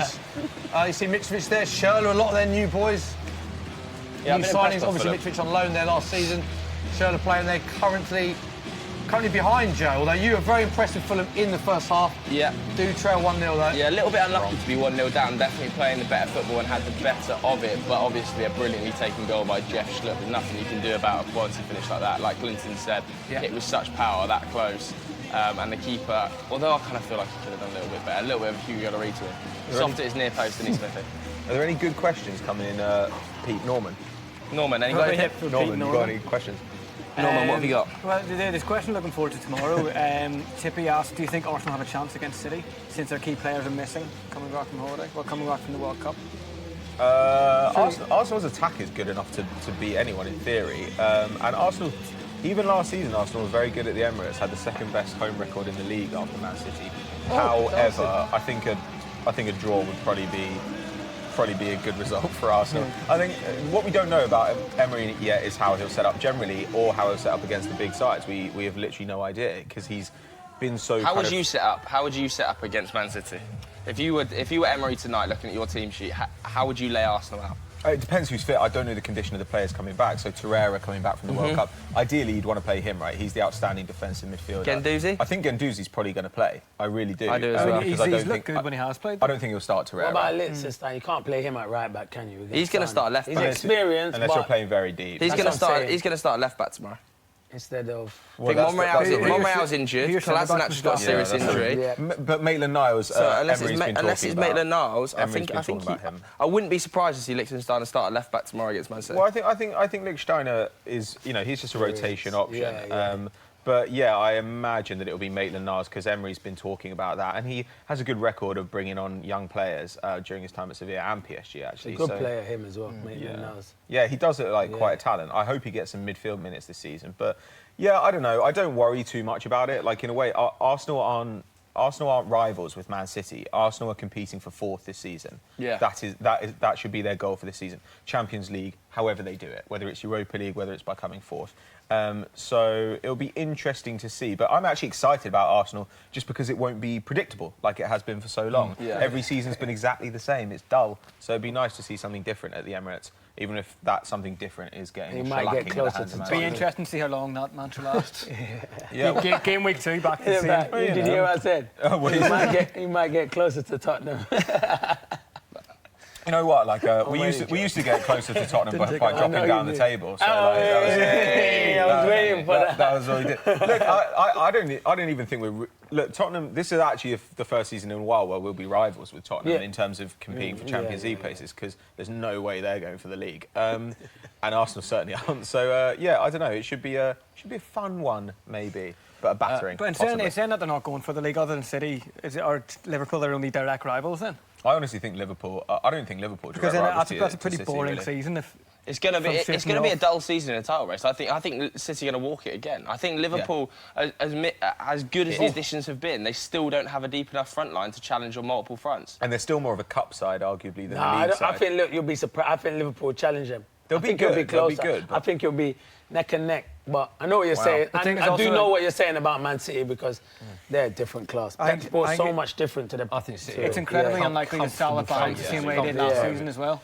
Interestingly, a few odds that you can see on your screen now. De Poitre, we spoke about him earlier. Next goal scorer, you can get a 10-1 with Sky Bet. Don't forget, you have to be 18 plus. Full terms and conditions apply, of course. Willian, next goal scorer in the Chelsea game, is at 6-1. Chelsea currently lead 2-0. He's playing really well as well. He's playing brilliantly, so it's not the worst. Imagine this team with Hazard, and it's going to be exciting. Yeah, I mean, there was a lot of talk linking Willian to United, and I actually really didn't want him. Yeah, there was a swap deal chatting, wasn't there, Martial and Williams? I really did not want that to happen. Because of his age, though, not his quality, more because of his age than his quality. But I think just swapping what is Martial, 22, 21? Like 9 years older, and Willian's 9 years older, and even though Willian is a superior player in terms of quality, his output's never been fantastic. I don't think he's ever got into double figures for goals in a Premier League season. Obviously, Anthony Martial, in extremely limited minutes, is very close, on the edge of. So I think it would have been a stupid decision to swap Martial for Willian, but Jose was super keen, because obviously he'd worked with him before, experienced player, comes in as a player, he knows exactly what he's going to get out of Willian, doesn't he? He's going to get more in a way of defensive output than Martial gives you. But even then, I actually did a bit of research the other day about Willian's defensive output, and he's only putting in the same tackles and interception numbers as Juan Mata. And I don't ever see Juan Mata as being a defensive, like, he's kind of used as a wide man, but United, but more of a 10. I don't ever see him like a defensive 10, so... But there's pressure as well, isn't there? Like, you can put pressure on players. Like, often pressing is just about closing them down rather than necessarily making a tackle or interception, you could argue. Yeah, it's like false pressure in that you're there. You make it's not false pressure. Like, it's real pressure. Like, during the World Cup, there's been kind of advances with this stats-wise. So during the World Cup, for instance, we saw that, like, Matuidi and Dele Alli were two of the leading players at the World Cup in terms of defensive pressure actions. So not tackles and interceptions, but pretty much when they make a player kind of misplace you're a pass or whatever. pressing without the intention of tackling. And Spurs players are absolutely fantastic at that. They're incredibly good at it, particularly Eriksen, I think, who leads that press. So, I don't know, I still think he has a role. But Willian had one of those weird summers. It's like, you know, when you had that year at uni where inexplicably you were just doing really well, everyone was into you. And it's that Willian had that summer where everyone fancied Willian this summer, man. Like Barcelona, Madrid. That's every day for me now. I'm only joking. Best dressed man in football. Best dressed man in football. Pato when he said that. Big CM, actually. Big CM. No, I'm only joking. But seriously, 70 mil for Barcelona and Man United wanted him. What's going on with Willian? Is he just the greatest guy in the world? I know. I don't understand. Why does everyone want him around? I'd be devastated I couldn't get that move, though. I would have been trying my hardest. Barcelona? Yeah, Barcelona would have been a hell of a move for Willian. Play with Messi. Yeah, of course, Messi. Yeah, but what kind of minutes would he get in that front three, though? I think he'd play because it'd be Messi, Willian, it would have been, and Suarez. Because I think Dembele. But then they spent 140 million on Ousmane Dembele. Yeah, but Coutinho will play in that Iniesta role now, won't he? It's 300 million on Ousmane Dembele and Coutinho combined. A couple of goals. West Brom have come from behind at Norwich. 2-1 they now lead. Both goals for Jay Rodriguez. Are you surprised Jay Rodriguez isn't a Premier League player? Well, you're not surprised? Joe's funny. But I think I rate him. I think he's a good player, but I'm happy because I want Darren Moore to do well at West Brom, and you need to keep your best players. I think Big Moore's. I think it was a lot of goals in Great point. Yeah, Darren Moore. It would be good to see him do well, actually, because he almost saved them last season. That's what I'm saying. Yeah, it'd be fantastic. Yeah, so you want him to do Amazing well. run they had. Yeah, I think Jay Rodriguez will score a bad load of goals in that league. You're going to put a bet on him to be the championship top goal scorer. Don't put that bet on. Do not put that bet on. Like it. What don't you like about him, Joe? His fitness record is horrendous. If he completes a full season, if he completes a full season, he might well. But minutes per goal is brilliant. The chance of him completing a full season is about 1%. When was the last time Jay Rodriguez completed a full season? Didn't do it at Southampton. Didn't do it at West Brom. Goals to game ratio is fantastic. He scores a lot of good goals. Yeah, he scores goals in big games. 100%. He has got injury problems. He never plays. And at the Championship especially, because you're playing so many fixtures, it's so intense every game, and it's an extremely physical league. It is a physical league. You've been unexpectedly excellent today. I've got Thanks to say, very much, you've said some very intelligent things. I really Have you been respect saving you. up Thanks very all much, week? Patrick. I've just been saving up. Usually intelligent. Patrick doesn't usually show me enough respect, Clinton. That's it. I'd say I show you exactly enough respect, just not as much as you'd like. You might be right. Yeah, you've been unexpectedly very good today. Thanks, well done. Patrick. You're welcome. Norman, let's get some from Social Corner. Is that Norman going to stick now, yeah? Yeah, I think we're going to stick with Norman. Yeah, the fans are calling Pete Dorman. The fans are calling you Pete Norman. You are going to be Pete Norman. There's a chance. Norman. Oh, why didn't he hit it? Benteke, you big idiot. Oh. Ooh. Paddy Van Aanholt. It's a chance. What are you doing? Fulham at the back. Pinball. Goal, Joe. There's another one for Pereira. Watford have just got a second here. Pereira's second of the day. If you've got him in your fantasy team, you are absolutely loving it now. He's got him in his... George Wright's got him in his fantasy team for Football Daily. Absolutely devastating. I haven't seen a replay of the goal yet. It's coming now. Oh, it's beautiful footwork by Decore, I think, on the left-hand side. Clinton's just dug you out big time, Dorman. Why? Because your horrible prediction that this was Pereira comes in from the left-hand side, fairly unchallenged by the defence, and then just slots it in past the keeper. Again, not convinced about Matt Ryan's goalkeeping now. He's a bit low, but there's not a lot. He's past him before he can do anything. Yeah, but so was the first one, so maybe you should improve your reaction time. Yeah, that's fair enough. It's looking more and more like I've let the side down here. It genuinely is. So that's 2-0 Watford against Brighton, 2 goals for Pereira, 2 really good goals as well. We're going to talk about his hair, though, because it is a mess. It's incredible, his hair. Can we get some comments on that? He's a povo. Pete Dorman, from a man who dyes his hair, what are your thoughts on Pereira's... No, you are... I think my hair is a complete league above. No, from this side it looks exactly the same. It looks like... I mean, that's just rude now, Pat. I don't trust you because you're blonde. You're actually a B-Tech Pereira's haircut. B-Tech Pereira. B-Tech Pereira. No offence to anyone who did a B-Tech. It could be worse, it could be ginger. Oh, wow. No, that was too far. See, that was just underhand tactics by Pete Norman there. He actually heard it a while away, and he waited for it, to go quiet as well. So, but yeah, anyway, 2-0 Watford against Brighton. Looks like that game's pretty much done and dusted. We didn't say Brighton. None of us picked Brighton as a relegation candidate. Do we think Chris Hughton's actually going to keep them up this season? I like Chris Hughton. Yeah, I think Chris Hughton's I said in the office to you, I thought they'd struggle. And you did, Smithy, mate. You said, no, they'll be absolutely fine. I said, I think Brighton will struggle. I mean, those words never left my mouth. Zoned out what you were saying, really. And they are struggling. In the first game of the season. Well, away at You heard it Watford as first, well. they're straight Although down. I believe you also said, Smithy, that Watford would definitely go down this season. I didn't say they're that. 2-0 up. I said Huddersfield and Cardiff. I said I think we'll finish. Nailed on. in So the who's your bottom third team? two. Huddersfield and Cardiff. I think we'll finish 20th and 19th. The third one is tough. Watford, The third you one's said very to me tough. earlier. I think Brighton. My three, I think, will go down. Are you changing your mind from Watford Cardiff, to Brighton? Huddersfield and Brighton. Okay. I actually think Bournemouth. Bournemouth, No, yeah. I don't. I think Bournemouth will be No, fine. not Bournemouth. I Bournemouth think will be they'll fine. stay up. I think Bournemouth got a lot Cardiff and Huddersfield. Why do we think Cardiff and Huddersfield are just so far off it? I can't see Bournemouth anywhere near it myself. Terrible squads, and Cardiff's style of play is extremely like long ball and quite agricultural. I don't think. It's And you were gonna saying that's translate. Warnock's style. Whereas Houghton actually does play really good football. And also, when you look through the spine of Brighton's team, you know they've brought in somebody to replace Bruno, which I think was a good move. They've then got an outstanding young defensive midfielder in Yves Bissouma. They've got a really good creator in Pascal Gross, and they've brought in Alireza Jahanbakhsh, who will kind of supplement up front. Given that last season they were pretty reliant on Glenn Murray, which at his age is maybe not the greatest move. So I think that Did he finish his top out of his goal scorer in the end, Jahanbakhsh? yes, he did. He was top goal scorer, and I think he might have been second in assists. Oh, wow! He actually Oh, had how's that Chelsea. stayed out for Chelsea? Joe, talk us through this. How This was is that stayed out? Who was that? unbelievable. I think the ball finds... Acrobatics from Marcus Alonso. Somehow the ball finds Marcos Alonso at the back post from a corner. It bounces, and then it's an unbelievable overhead kick off the bar. Hamstring. Nearly 3-0 to Chelsea. Clinton only ever scored one of these, and it was his only goal for Exeter City, wasn't it? Yeah, and the hamstring went. The foot was too high, and that was high there. You got to know when it's time to call it a day. How's Ross Barkley starting for Chelsea? How's Ross Barkley played this game? I haven't seen much of Huddersfield, seeing as you're watching that game, and I'm watching the other three on my screen. So you'll have to tell me, mate. I think you're watching Huddersfield Chelsea as well, mate. What's that in the bottom right? That's a thing called the EVS, mate. That's what has all the highlights. That's all the games? All the different ones. So how has Ross Barkley played, Smith? I'm asking you.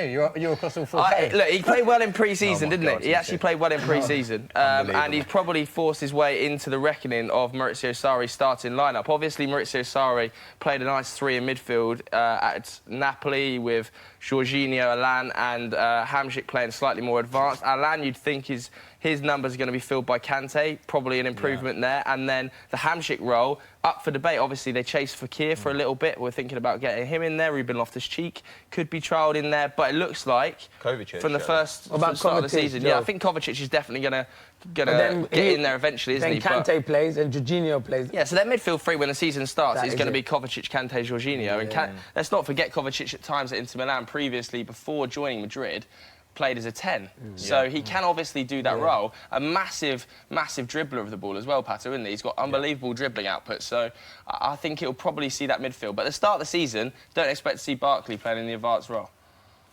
He's a fantastic ball carrier. How's that for you, Smithy? Was that OK for you, mate? Absolutely brilliant, mate. No worries, Absolutely brilliant. And interestingly, Chelsea to win 4-0. You just saw there. Chelsea to win. And Morata scores at 12-1. That is a Sky bet. I'd love Morata Both teams score and Morata scores. Come on, 12-1 please with Sky score. bet. I haven't even 18 tested plus Kepa yet. before terms and conditions Once. apply. Pete, what's social media saying? I mean, there's a question here from Musam Sapa who asks, do you think that Kepa is worthy of being the world's most expensive keeper? It actually says, do you people thing? Yeah, it says people. It's a bit aggressive. It is rude, isn't it? Do you people thing? Yeah. All right, calm down. Outrageous. Don't you You know who asked the Adam question Smith a bit is? nicely next time. Exactly. Be more Should we polite. give you More polite, should we please. give you an aggressive answer? Go on, Clinton. No. That's it. No. Kepa, though, what are your thoughts, Pato? You like him, but overpriced? He's very good. He's a good shot stopper and he's good with his feet, and that's the reputation he comes with, and being a little bit shakier on high balls, which is really the only thing Courtois was particularly good at. I was never a fan of Courtois, and I'm still not. So I think it'll be an upgrade in that regard, and he's 23 years old. But on the other hand, you look at, say, Lazio's keeper, Thomas Strakosha, who's 23, and I think is probably equally good, would have cost half the price. It does feel a little bit like, if they really wanted him, why didn't they shift Courtois early and go for him, instead of waiting all summer and then paying such a huge fee? They also could have gone for Alisson and actually paid slightly less. So it seems a little bit like a panicky move, but you know what? They've got a top-class keeper, and money-wise, Chelsea don't really care that much, do they? Football's gone mad. Football's that much money for a goalkeeper nowadays. It's strange, but as you said, Pat, it probably turned out to be a good sign. It probably, but that is a lot of money, and he's still young. Yeah. And they're going from Bilbao, didn't they? So I didn't really know a lot about him, to be fair. I knew more about Alisson, and he produced. He's a very good. He must be a good goalie to keep out Edison in the Brazil team. Yeah, definitely. Because Edison's a top I think goalkeeper. it's just poor foresight in Chelsea's part, because Courtois is trying to be leaving for like a couple of seasons. They knew that he wanted to go. They knew that he's he's been trying to force his way out. He knew that Courtois wasn't happy at Chelsea and wanted to go. So look at replacing him earlier. And also, it just seemed like a very knee-jerk reaction. It's like, right, we're going to spend 71 million on a goal in. It's like, they might have got Alisson earlier had they shown interest to him. Because he went, they were then just goal. caught between a rock and a hard place that they have to get a keeper in the next couple of days. And in that respect, then any keeper just goes up by 10, 15, 20 million, because the club that's selling him knows you have to get him in. And it's always so hard to get a player out of Bilbao. Bilbao is the hardest club to get a player out of. Of course, they've basically got a penalty to Fulham. Surely, referees had an absolute nightmare. I can't believe he hasn't given it. But anyway, Bilbao is a really hard club to get people out, because they will only deal if you pay the buyout clause, because they can only sign players from the Basque region, so they don't need to take bids, basically, for players. United had the same problem with Ander Herrera. But you also look at these signings in terms of like how the clubs are actually going to pay them, right, and how long they're going to be there. So if you were to buy a player who's 25 for like 35 million, you'd be paying pretty much 7 million a year for the duration of his contract. Well, if Kepa's there for 10 years, then over the course of that time, they're going to spread the money out in pretty much the same way. So goalkeeper-wise, it kind of makes sense that that's a position you invest heavily in if it solves that question for 10 years, which in Kepa's case, he could. And goalies play for longer than outfield. Yeah, exactly. There's an interesting question here from Fearless Freer. He says, if Kepa is 70 million, then how much is De Gea worth? Dread to think. Yeah, I was going to say Dread to think. 150? God knows. After the World Cup, I would have said it probably went down. 4 million? But after yesterday, again, his performance, I thought one save against that Maddison save was unbelievable, strong hand. And people say he could have done better with the last goal. I don't think he can. I think Eric Bailly's got to go and win the header. And the ball shouldn't be getting to that back post. It shouldn't be getting to the back post, And it's a good reaction. He's a top goalkeeper, David De Gea. The best for me, anyway. Yeah. Don't know, maybe... great play from Morata. Maybe 150 million on his day.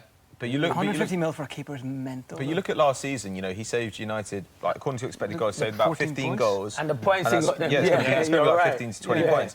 And that's a huge difference. You know, now, don't get me wrong, I'm not sure he'll have that season again, purely because the greatest season of a great goalkeeper's career, it's unlikely they'll replicate it. But... I don't know. He can make the difference. He's made the difference before for United between no Champions League and Champions League. He's done that routinely, and that's worth an awful lot. Did he get Player of the Year last season again? Should have done. I'm not if sure. he did, that would have been 2 years in a row. And the goalkeeper keep getting a Player of the Year is a bit straight. You're doing too much defending, aren't you? That's definitely. They need to buy a defender, really. Exactly. I think we've established that they need to buy a defender. He could have been a shout, honestly, for Player of the Season last year. Like, I think I would have gone Salah. I would have put Salah, De Bruyne, and De Gea as the 3 best players in the Premier League last season. Genuinely. Yeah, and they never get in the reckoning, do they? No, goalkeepers never do. I agree. They never get in the reckoning. This could be a goal here. Lot going on in Palace. David Luiz. Palace Fulham game, lot going on. Was that a penalty for you? Fulham should have had earlier.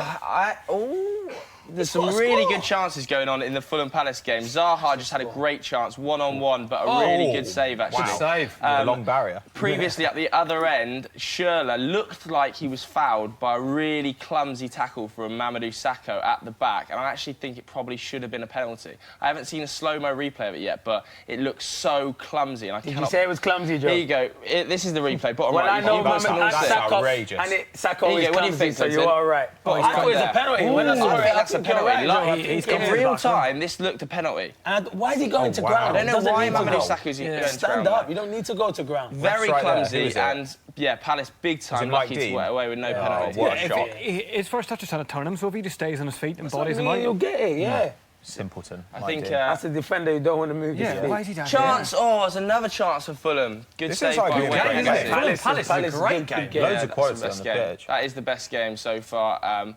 But yeah, I think it's Mitrovic this time. A low diving header. Fairly comfortable for Wayne Hennessy in the end, but Fulham piling on the pressure a little bit, and Palace are basically playing on the breakaway, using Wilf Zaha's pace on the counter-attack. So Benteke is struggling a little bit, I'll be honest, to keep pace. Is he struggling, Joe? He's struggling a little bit. I'm not his biggest fan. I'm not Big Ben's biggest fan, I'll put it that way. Big Ben. So 65 minutes gone, the scores. Bournemouth will lead Cardiff currently 1-0. Goal from Ryan Fraser. Fulham still trail from that Jeffrey Schlupp goal to Chris from the penalty spot, and Watford 2-0 up against Brighton. Pereira leading the chase for the Golden Boot. What did you get on that? Chance goal! Oh my God, has it stayed out? I can't believe it stayed out for Cardiff. Cardiff, very unlucky, yeah. Classic Neil Warnock. Actually, it's a long throw. Long throw, back post. I told you. You predicted it. Long throw from the left-hand side, hits the back post, headed back across, and then an overhead kick. Bournemouth up the other end now. But yeah, it was an overhead kick and cleared off the line, but it's really close there to being 1-1 in the Bournemouth-Cardiff game. Cheers, Joe. Chelsea to win 3-1 instantly. My pleasure.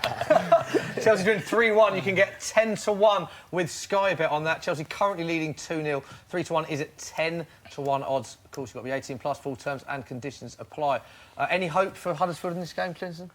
Nah, Chelsea look class. They look a class apart, and Chelsea just look like they're in second gear at the moment. They can go up whenever they want. As we said earlier on, I think Huddersfield are going to struggle massively. Yeah. If you don't score enough, and it's good to see Loftus-Cheek coming on now. Yeah, this is good to see this. It is good because it seems like the manager he's going to back him and give him a bit of game time, and hopefully he can come on and do the business. Because I thought he did well at the World Cup in the summer, and I think Palace, my team last season gave him a good platform. He played a lot of games and just burst onto the scene. But in terms of how he is, I say he's like a Rolls Royce. The way he can move through the gears with the ball, he's a class above, and hopefully he can stay fit and have a good season for Chelsea. Yeah, he's come on for Ross Barkley. Ruben Loftus-Cheek still lead 2-0. I'm surprised Ruben Loftus-Cheek is staying at the club, for me. I think Ruben Loftus-Cheek should have left. Yeah. I think he had to leave this summer. I think in a similar way to Bakayoko has to leave, he should have left this summer. Especially when they sign Mateo Kovacic. He's going to get no game time, again. No, I agree with you there, Joe, but don't you not think he'll be the backup for them three then? And they can't. But you've got... if you look at this, look at that midfield, you've got N'Golo Kante, Jorginho, then you've got Kovacic has come in, you've got Bakayoko, Danny Drinkwater, Ross Barkley... Yeah, I don't think Drinkwater will be... I thought they tried to get rid of him.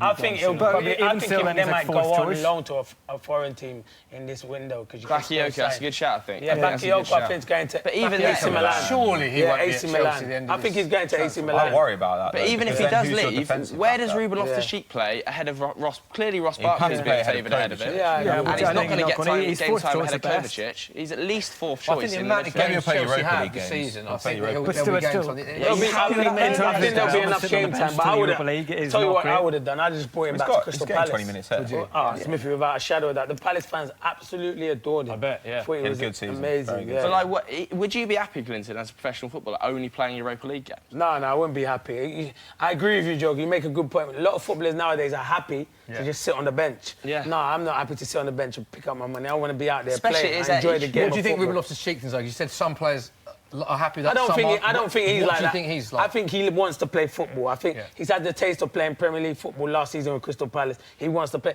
but he believes in his ability. That's probably why he stayed there. And also, for a player that's trying to force his way into the England team and did play well and featured for England, playing first-team football is huge. Of course, it's huge. If he wants to become an England regular, surely. Yeah, that's a great point, because without a shadow of that, he wants to be a regular, so he has to play. But he's obviously backed himself. Or Chelsea probably didn't want to let him go. I bet there was loads of inquiries for him. But if they want to keep him, I think did he sign a new deal? Well, I think he did sign a new deal. He's got probably 2 or 3 years left on his contract at Chelsea, so he's still got a lot of years there. I think he'll be a superstar for Chelsea. He came out and said that he wanted to stay and fight for his place. But I think he could be being a wee bit too proud there. Yeah. You've got to admire him. You've got to admire, but also you've got to think of it. He could be loaned out, say back to Palace or somewhere where he will play week in, week out. The team will be built around him. And then he actually could play in 90 minutes a week and developing the way he should. Go and play for Crystal Palace in the Premier League either. No chance. Go and get your minutes under your belt. At least you're playing every single week. You said you're a fan favourite. Why not go back to Palace? And when you look at Sarri's record as well, he's terrible at this. Sarri never rotates players. Yeah, exactly. Last season, he had incredibly talented youngsters in Zielinski and Rogue, in Diawara, in Unai, and he just plays the same 11. I think Marco Rogue got 200 or 300 minutes last season. Zielinski got under 1,000.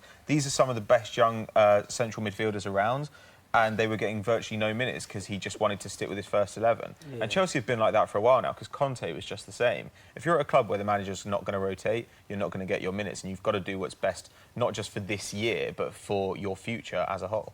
Yeah, and Mourinho in his season he won the title as well. Yeah. I remember that Chelsea team that he won that title in. Was it 2013, 14? Was it? No, 13-14 was City. 14-15. 14-15. Yeah. He never changed his team I know what at you're all. saying, It yeah, was it's the the same. same Yeah, it was. 11, and he had no injuries the whole season. the spine It was is the same the unreal. whole time. Exactly Yeah, the same team. Yeah. Right, let's do a quick roundup of the Championship because there have been goals galore in the Championship today. Aston Villa, Wigan is now 2-2. Blackburn Millwall is one of the few games without a goal. That's still 0-0. Bolton are 2-1 up against Bristol City. Middlesbrough 1-0 against Birmingham City. Norwich were 1-0 up against West Brom. That is now Norwich 1, West Bromwich Albion 3. Norwich have just scored, I've been told, so it's now Norwich 2, West Brom 3. Game of the day so far in the Championship. Nottingham Forest 0, Reading 0. Queen's Park Rangers 1, Sheffield United 2. Another goalless draw so far.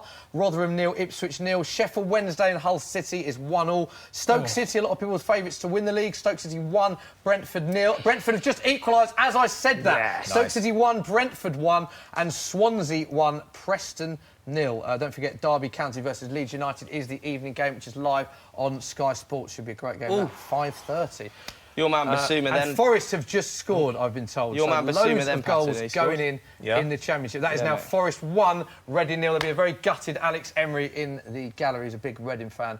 Sorry, M-Dog. Joe, chance of one of your games? Yes, Basuma, Pato, your man there for Brighton, looking pretty fiery. He's kind of playing wide left a minute ago. Yeah, he was standing there, wasn't he? Beat a couple of guys. Beat a couple of guys, good effort. And Brighton have just turned it up a little bit, just turned it up a notch in the last 10 minutes. And Watford, obviously a 2-0 up, just got a little bit complacent, need to get their heads back in the game there. But, yeah, I think all of the games are pretty...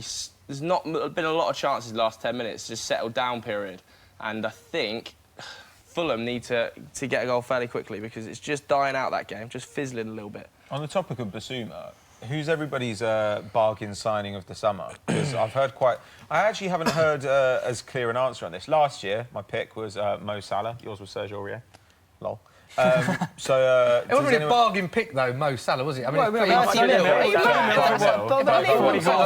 It's all right. What price are we saying is bargain? What price? Below their market value. Yeah, I mean, how much would Salah go for now? If you bought Lionel Messi for over 100, if you bought Lionel Messi for 80 mil, I'd say that's a bargain. So when you say bargain now, you're talking about players that are undervalued in the market. That's players where you that's paid literally less the than definition of a bargain, isn't it? Yeah. What should be a bargain?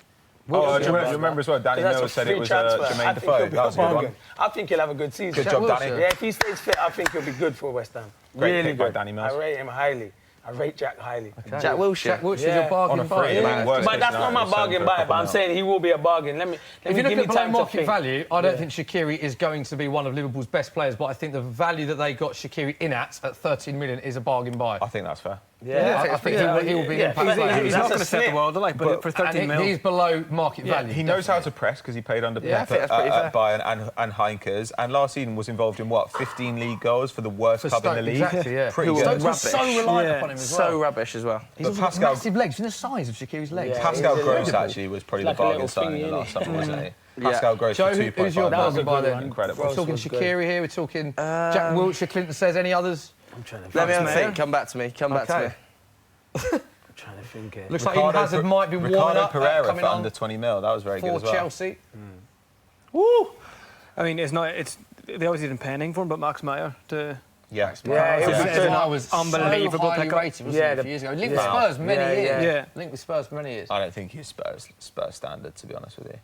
But picking him up on a free is great. on a business. free. No. Yeah. It depends where he's going to play, though. He played as a 10 up until last season, and he was pretty poor. Admittedly, he was very young, but he never really showed any great chops there. Last season, Tedesco moves him into defensive midfield, and he had an absolutely fantastic season. So if they play him as a DM, he'll be fine, but I don't think they will, because they've got Milivojevic. Yeah. So they're going to play him instead of Loftus-Cheek, you'd have thought, in that advance role. Yeah, exactly. I don't know if he'll be as good at it as Loftus-Cheek was, is my worry. I'm trying to think of this. Yerry Mina's a good signing. I like the big centre half at Everton. Oh, he's a beast. He'll be a... That's Man United should have gone and signed him. It's huge. That's what Man I United feel like of all the players United were linked with, he was the most the one. gettable. Yeah, But the then- gettable. We could have had him, but then He they wanted to wanted go. massive agent fees. Yeah. And United... See, these agents always ruin it. That's a lot. That's Comparatively what I'm to going to get into. they probably walked through the door between United and Everton, and he probably asked for Yeah. extra 15 mil for it just because it's United, isn't it? Yeah, It's that, yeah. like if I was the agent and I walked through the door at United and they were desperate for a centre-back, I'd be going, yeah, I'll have a load of money if you want my client. Whereas at Everton, it was deadline day, he had no other option. Barcelona had to sell Yerry Mina this summer, had too many non-EU players in the squad, didn't have a choice but to let him go. So basically let the 3 worst players they had at the club join Everton. But I also don't think Yerry Mina is what United need. United need like a commanding centre-back who's got like a lot of experience, like Toby Alderweireld, because they've been, since Vidic and Ferdinand retired, they haven't had that commanding voice at the back. Eric Bailly's 23, he's very rash. They haven't had that partnership, have they? They've had some good individual centre-backs. They haven't had someone to take control, though. I mean, to stand up and take control of that line. Like Toby Alderweireld would have done that. Harry Maguire, maybe to an extent, he's still quite young. But I think with Yerry Mina, I don't think they would have had that. Well, that was the first time yesterday that United's starting centre-back had played together. Started in the league, Joe, was it? Yeah, or maybe the second. Yeah, it's the first time they started, which is incredible for a club like United not to have a regular 2 that start. So would you have started Lindelof ahead of Smalling? Would you have done that? Yeah, Smalling's horrendous. I think he already says horrendous. I probably would have started Jones ahead of them, both of them, to be honest. Really? I don't. Yeah, put him shot, but Lindelof got shocked about last night. Yeah, Lindelof. Yeah, but Iheanacho's a handful, man. I like it. I think. Yeah, but I mean, in terms of getting bodied by him. Yeah, true. He did. He got bodied a couple of times. But you know what? Like, he's going to need a run of games, isn't he? Like, these are the 2 guys that Mourinho wanted. These are the guys Mourinho wanted. So he needs to make it work with them. Mourinho has whined all along about not having good enough personnel. What is he doing? But he didn't play the guy he spent 30 mil on last year. So Mourinho needs to just shut up and like figure out a way to sort his defence using tactics, which he was completely incapable of doing last season. He spent all year saying, I need better fullbacks. You know, City have gone and spent 130 mil or whatever it was on fullbacks. And then he went and got one this summer who was a youth player from Porto. Could be good, but at the same time, he's just whining and whining. He does love just had enough of it. It's stupid. Eden Hazard's on the pitch for Chelsea, and his next goal scorer, you can get him at 8-1 with Sky Bet. 8-1 for Hazard, next goal scorer. He's going to have such a good season. 18 plus full terms and conditions such a good player. Such a good season Eden Hazard's going to have. That ball's like it's glued What a to World his Cup feet. as well. He was unbelievable with the World Cup, Eden Hazard. It really... I think Belgium, if it got to the final, would have won. I think that semi-final was always... That was the final, really. Whoever had won that, I think, nailed on to win that. But France were just... Nobody really touched France the whole tournament. But they also looked like they didn't get out of 4th gear at times as well. They looked poor at the start of the tournament. It felt quite a boring system as well. You know, playing Giroud was quite dull. It was the same in the Euros 2016 as well. They got to the final without looking like they were trying that hard. He didn't have a shot, did he, Giroud? I think he had...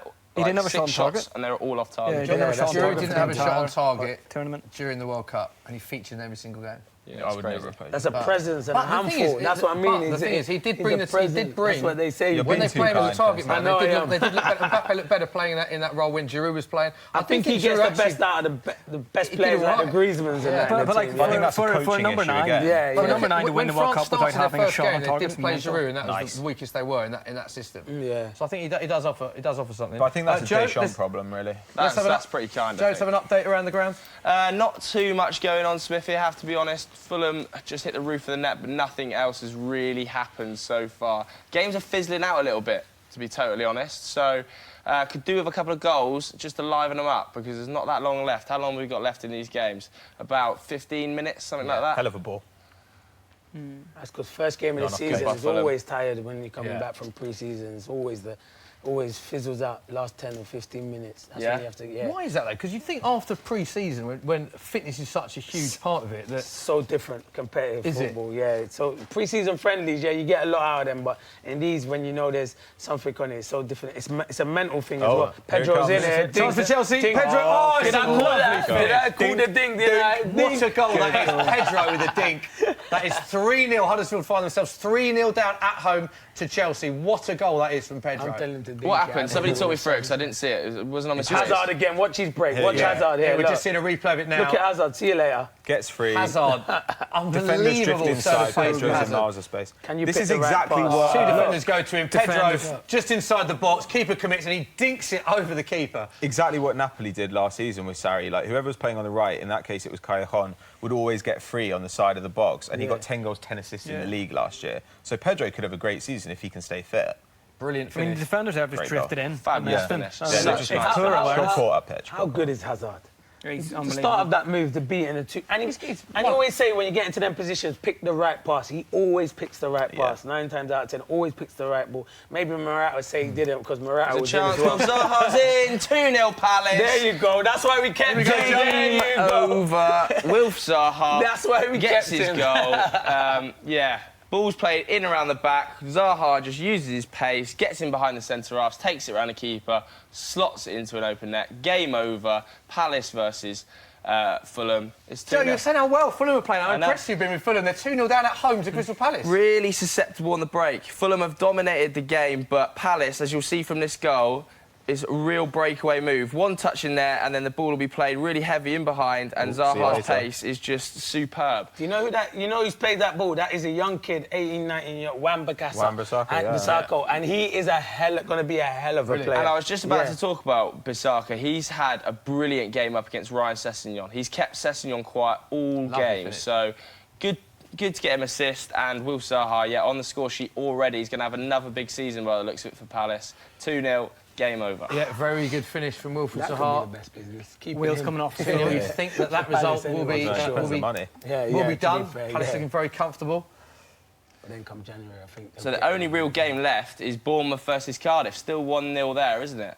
And Wilson's missed a penalty, so you can expect something in the last 10 minutes from Cardiff, but all of the other games are effectively done and dusted now. Yeah. Let's get something from Social Corner. What's going on Twitter? Who's saying what? Well, I mean... Who's saying what?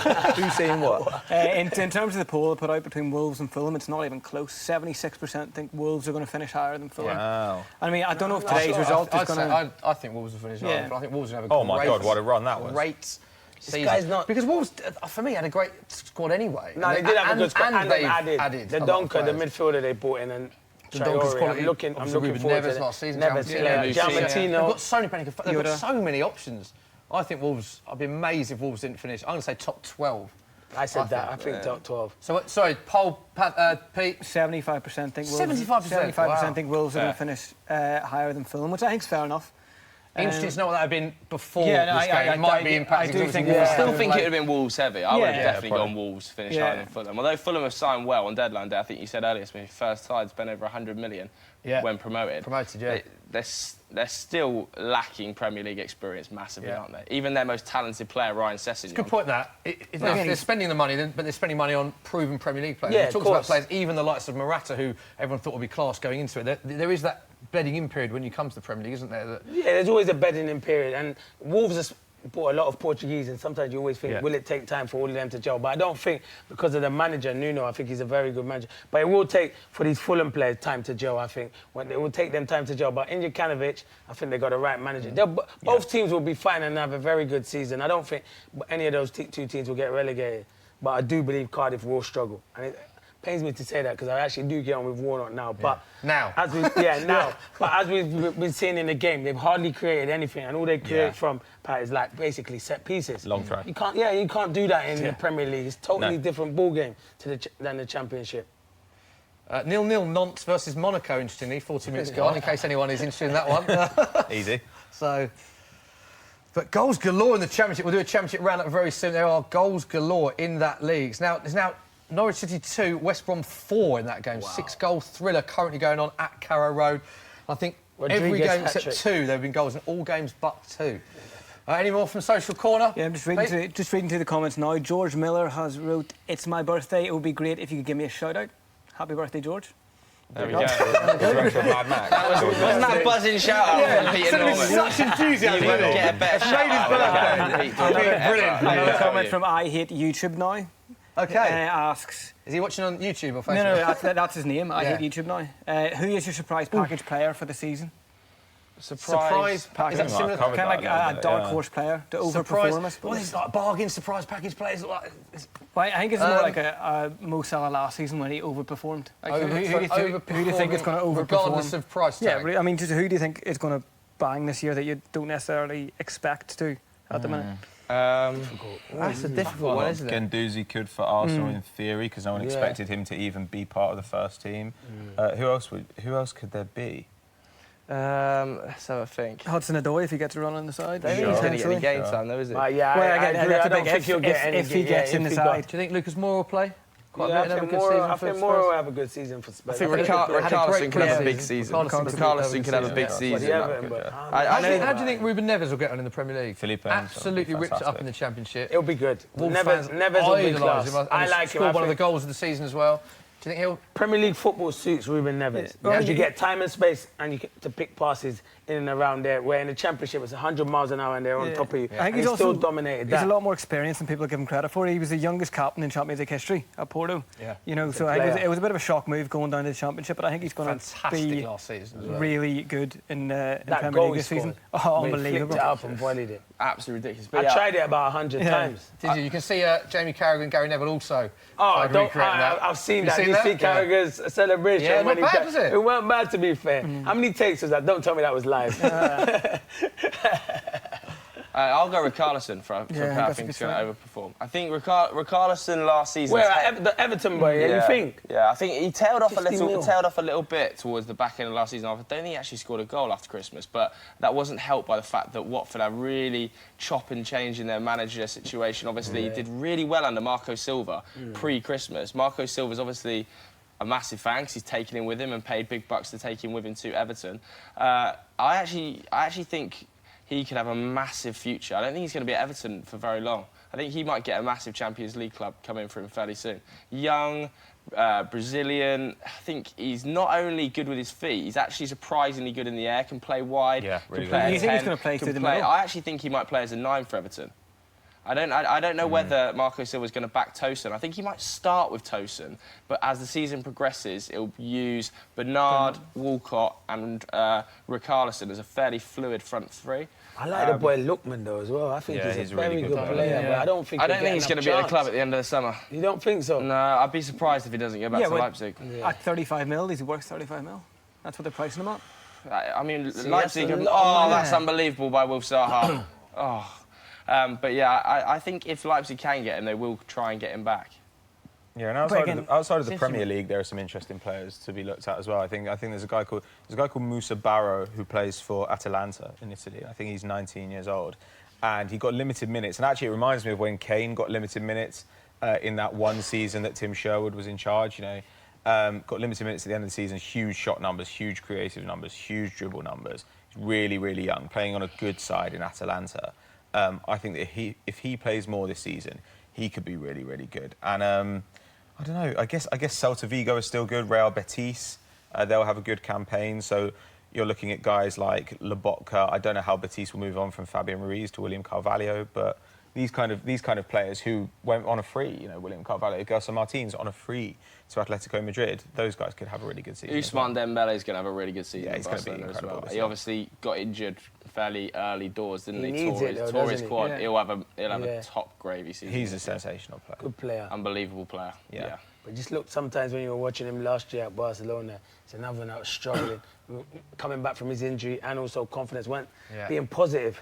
I always think that about most players. When you go to Barcelona, you always think you have to pass the ball to Messi. Sure. So you don't go and show your true ability because he's the main man, and you think, if I don't pass it to him, I'm in big trouble here. Coutinho will also do bits this season. What about Morata? Coutinho's a player. Morata. People seem to think Morata won't have a good season. I think Morata will get. I'll put a little bit of money on Morata getting over, I'd say, 18 Premier League goals this season. Wow. Oh, I really would. I really would. Yeah, I can't see that. I've had a bet with him. I'm going to take his money. I'm not doing it again anymore. Can't do it twice. Joe, 87 minutes into most of the games, coming into injury time now. Watford have got a chance now. Update with the scores around the grounds. Yeah, no change so far. The only game that's really in contention is the Bournemouth one. But Watford have actually surprised me a little bit today. Watford have been much better than I thought they were going to be. We obviously all kind of talked about them as being relegation candidates. Been really surprised by how good Pereira's looked. They've just brought Troy Deeney in onto the field. I think Watford have been potentially the surprise package of this Saturday afternoon fixtures because I didn't expect them to produce anything this season really. OK, yeah, updates. Bournemouth 1-0, as you quite rightly say. That is the only one that is still fairly open. 1-0 against Cardiff. About the 88th, 89th minute in that game. Palace 2-0 up at Fulham. That game is done and dusted after Zaha scored in the 79th minute. Chelsea lead 3-0 at Huddersfield. And N'Golo Kante, Jorginho and Pedro Jorginho from the penalty spot. Watford 2-0 against Brighton. Pereira with both goals. Pato, let's talk about Chelsea's. Obviously our feature game of the day is Huddersfield-Chelsea. A few Chelsea new signings playing. What have you made of how they've played in their first game? It looks like it's been pretty easy for Jorginho. You know, they went up pretty early on, and so he's been able to play at walking pace for the majority of the game, and that's kind of what he does really well. Kante looks very fresh for a guy who we thought would be still kind of figuring coming back from the World Cup. Pretty much, but yeah, I mean, I still wouldn't say that this is a terribly accurate picture of what we'd expect Sarri's Chelsea to be. But you know what? If we said that it might take time for them to gel at the beginning of the season, time for players to bed in, if they're winning 3-0 in their first game before those guys have bedded in and everyone's back and fit, then they're going to be a frightening prospect this season. Big double save at Fulham, Joe? Yeah, it was. It was actually a Ryan Sessegnon header, I believe, at the back post. This is the first time I've seen the replay now, but I think that's Ryan Sessegnon who gets up, heads it just over Wan-Bissaka. It's a good save. It's not an unbelievable save. And then Palace, as they have been all afternoon, playing on the counter-attack. You see Wilf Zaha, bottom right here. So much space, isn't it? All they're doing is playing on the counter-attack against Fulham. They've let Fulham have the ball and then use Wilf Zaha's pace, and then he just gets shown the back door. But Palace be absolutely delighted to win this 2-0. I expected a decent season from Palace. I actually think they've got a nice squad. I think Roy Hodgson's going to be happy. 2-0 Bournemouth, though. That wraps the game up. Callum Wilson gets his goal after missing the penalty. 2-0, game over. Cardiff have been dreadful in that one. So Bournemouth, they'll be delighted. Eddie Howe gets an easy 3 points, but then Warnock's moaned to the fourth official already, like you said, Morrison. I told you, didn't I, mate? Shock. There he is. Game over, yeah. Pretty much all of the games done and dusted now. 2-0 Bournemouth. What can you say? Easy stuff. And you've got to replay the goal here, Joe. Here it is. Their easiest game of the season. Nice one to start with. Very, very nice game to start with. It's good work by the Bournemouth right back. Comes inside, cuts it back. Good goal. Tap in for Callum Wilson. Poor defending, though. Very poor defending. Very soft goal to concede if you're Cardiff. I'm sure Warnock will be absolutely hammering his team for that one in the change room at full time. But yeah, that's pretty much all of the games done and dusted. Kippers in custard. There you go, bit of rhyming. Thank you very much, Joe. Let's do a quick round-up of the Championship because there are goals galore in the Championship. Aston Villa obviously narrowly missing out on promotion in the playoff final to Fulham are 2-2 against Wigan now. Blackburn Rovers is 0-0 against Millwall, so that's one of the few 0-0s that are going on. I think there's only 2 0-0s currently in the Championship. That is one of them. Bolton Wanderers, Desmond, that is 2-2 against Bristol City. Middlesbrough 1-0 up against Birmingham City. Game of the day at Carrow Road. They're in the 92nd minute and it's Norwich City 3, West Bromwich Albion 4. What a game that is. Nottingham Forest lead 1-0 at Reading. Queen's Park Rangers trail 2-1 at home to Sheffield United. Rotherham Ipswich is a bore 0-0, no score draw as things stand. Sheffield Wednesday 1, Hull City 1, Stoke City 1, Brentford 1 and Swansea lead Preston 1-0. Don't forget Derby play Leeds United live on Sky at 5:30 this evening. Chelsea have won. It's all over. Chelsea 3, Huddersfield 0. Disappointing start of Huddersfield, Clinton. Yeah, massively disappointing.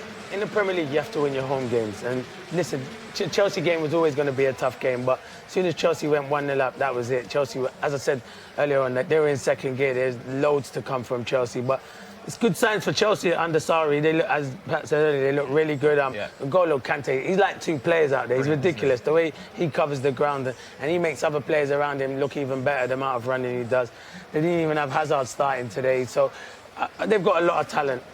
Even to come in, they've got Kovacic to come back in. So Chelsea will be there or thereabouts come the end of the season. As for Huddersfield, I think it's going to be a long, hard season. John Smith Stadium, there's Kante, one of the goal scorers. Worst stadium name in the league, possibly in Europe, Huddersfield. The John Smith Stadium. Let us know what you think in the comment section below. John Smith, whoever the brand director was who agreed that that was OK to name a stadium after that, you're an absolute joker. It's a shambles. The John Smith Stadium. Don't hold back, Joe. It's awful. With your thoughts. There is David Wagner applauding fans. Disappointing day, as Clinton says. You've got to win your home games, but they were beaten, well and truly beaten 3-0 at home to Chelsea. Started quite good until the first goal, and then from the first goal onwards, it was all Chelsea. It was all that miss. It was that miss from Mounier at 1-0. It was a massive miss for Huddersfield. Big chance that was. If that had gone in, then I think it would have been a different game. Yeah, you have to take your chances in the Premier League. Yeah, especially against Chelsea. Exactly. Only minutes remaining in the last few games. Bournemouth 2-0 Cardiff. That is into the last minute of that game.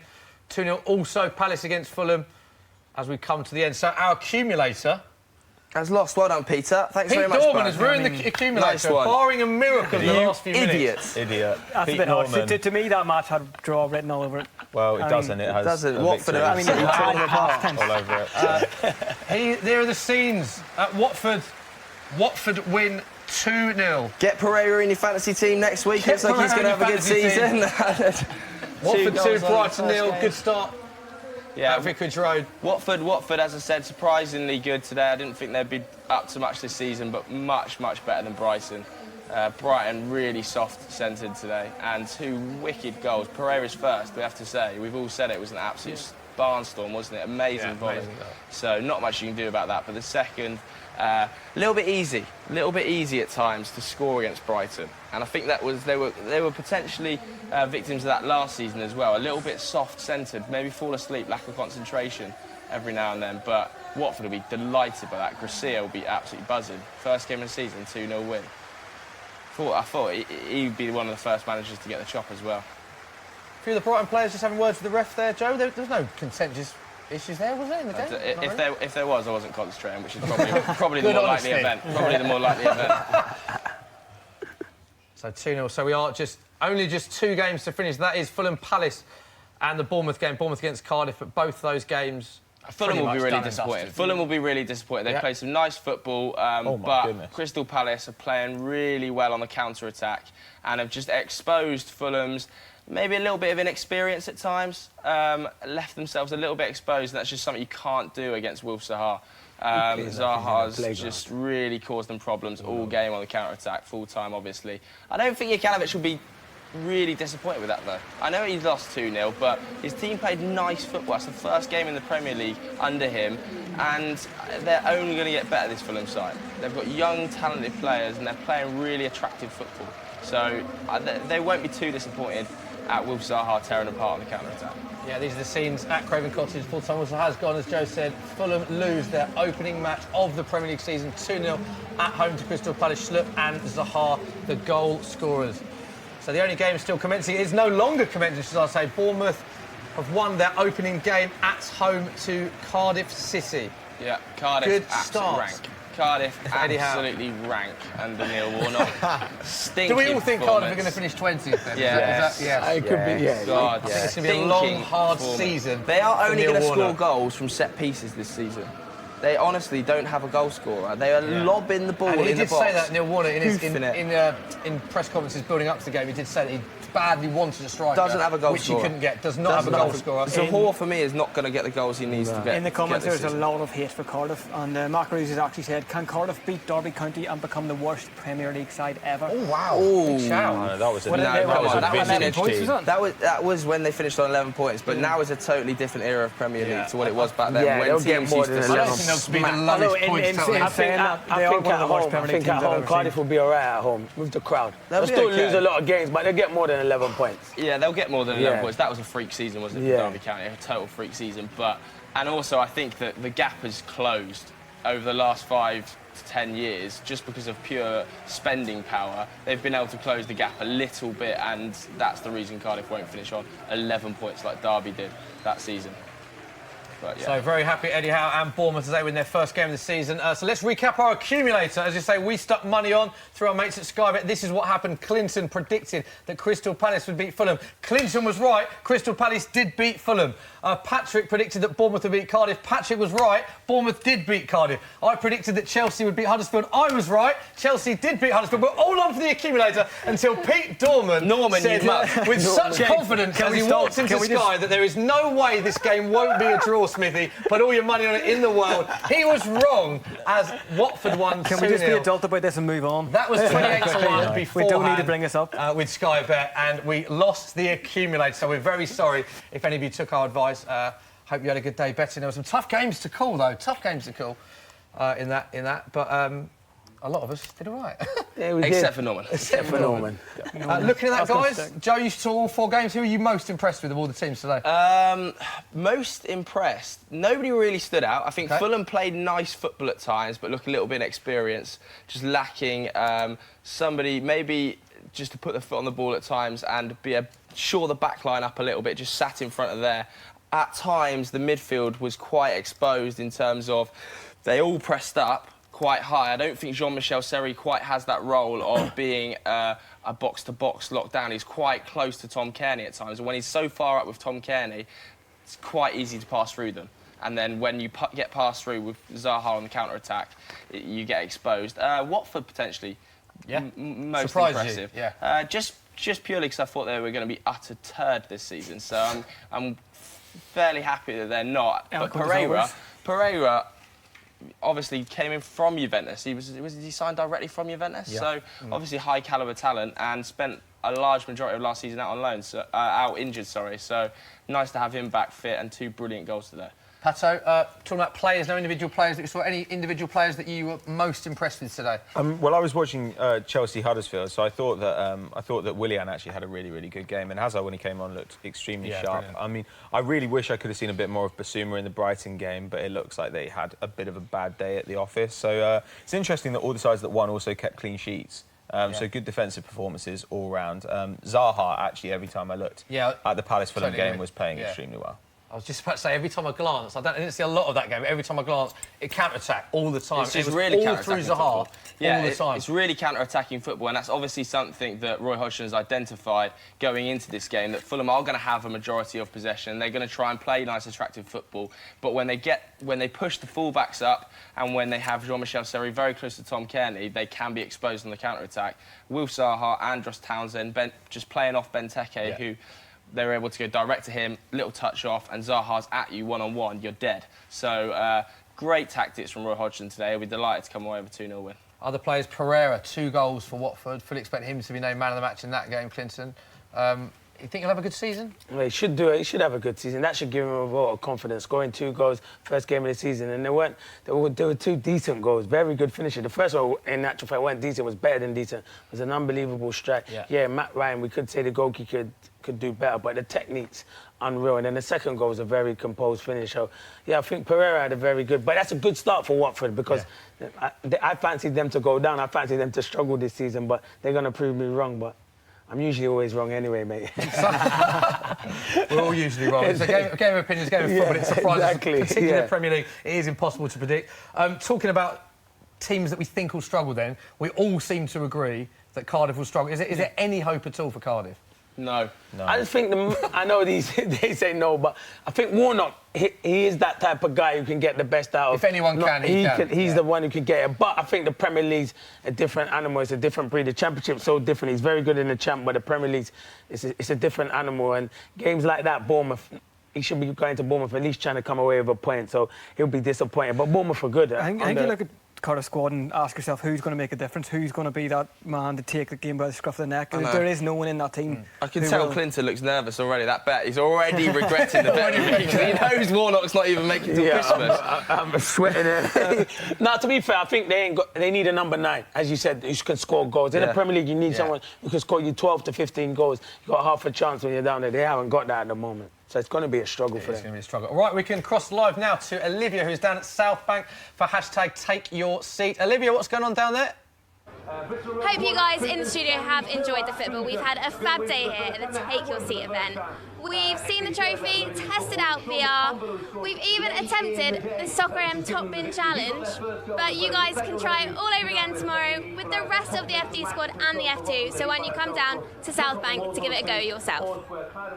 Thank you very much, Olivia. Yeah, it's worth putting out #TakeYourSeat. Still going on tomorrow, all throughout the opening weekend of the Premier League season. Free entry as well. It is based on a first-come, first-served basis. Are you going to get down there and have a go at Soccer AM Top Bin? Yeah, I'll have a go. You liar, Clinton. You liar. That's what I am. And I'll probably pull it in there second time. Second time, optimistic. I'm down there tomorrow. Are you down there tomorrow? No. I'm down there tomorrow. Are you anyway. down there, yeah? Yeah, I'm down there tomorrow. Are you going to try it, Joe? With Chris Hamill. I'll do it first time, Clint. So don't worry about that. Film it, Joe. Film it for me and send it. I'll film it and I'll send it to you. I'll film it, I'll that. send it to you. Me putting it top bins first time. We've got to do a quick round-up of the Championship. There's loads of goals in the Championship. Aston Villa scoring a 97th minute, I believe, winner against Wigan. 3-2 win. Steve Bruce will be delighted with that against Wigan. The only goalless draw of the day, Blackburn Rovers Millwall, sounded like a bit of a dull game, 0-0. Bolton Wanderers, Bristol City, that ended 2-2. 2-2. Middlesbrough Birmingham City is still going on. They're in the 12th minute of injury time at the minute. That is currently 1-0 Middlesbrough. 12th minute of injury time. The match is still being played. Game of the day at Carrow Road. West Brom winning 4-3 away from home at Norwich City. Nottingham Forest beat Reading 1-0. Queen's Park Rangers losing 2-1 to Sheffield United. Still playing at Rotherham as they lead 1-0 against Ipswich Town. That one is in the 10th minute of injury time. Loads of injury time going on in the Championship. Sheffield Wednesday, Hull City 1-1 finish. Stoke City ended 1-1 against Brentford. And Swansea City beat Preston North End 1-0. 12 minutes of injury time. Middlesbrough versus Birmingham. What's happened there? Even Smithy don't know. No, I don't know. He's just guessing. He's just reading the scores out. There must have been I imagine there's been a bad injury. Hopefully the players are right. Let's talk about tomorrow's games. Pato, big Arsenal fan, playing City tomorrow, the champions. What are your thoughts on that? I think a draw would be the best outcome for us. Normally there are goals in Arsenal City games. Yeah, I don't know. I think that they won't be at full strength. Arsenal might be a little bit further along in their preparation, so maybe that'll even out the balance a little bit, and maybe we could hope for something like a 2-2 draw. That would be a good result, I think. And City win for you? Yeah, Man City win for me, obviously being a Tottenham fan. No, I'm only joking. All jokes aside, I think Arsenal will be all right. I think they'll do well this season because I like, Emery. I think he plays football the right way. And it'll be a change for the Arsenal fans to see a nice attacking football and not one dimension like how it was going under Arsene Wenger. But I do believe Man City, on their day, they can beat anyone. Even if they don't even have De Bruyne or Silva or Sterling. You saw them the other day in the Charity Shield. They were breathtaking with even good players like Jesus on the bench. So I can only probably see one winner in that game. But it'll be good for the Arsenal. I think it'll be a great atmosphere. I think loads of Arsenal fans will be there to see Emery. So it will be a tight game, but I just think Man City will nick it. Joe, going off what Pato said earlier, which I agree with, it's probably a good time for them to play City with the amount of players City had at the World Cup. They're not all going to play. Can you see any chance of an Arsenal win there? I think it's the best time to play City. I actually think Arsenal might get a result out of the game. Do you? Yeah, I just think that this is probably the best time you're ever going to play City. If there's ever a chance to beat them, it's now.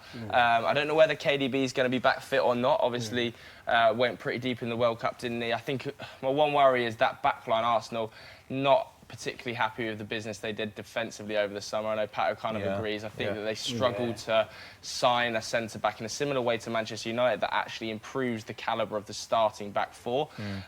So I do think Aguero will score tomorrow. I'm expecting a high-scoring game. I also think Aubameyang's going to score. I think Manchester City might struggle to contain that forward line. And I think a lot of teams will. Lacazette, Aubameyang, Mkhitaryan, Mesut Ozil.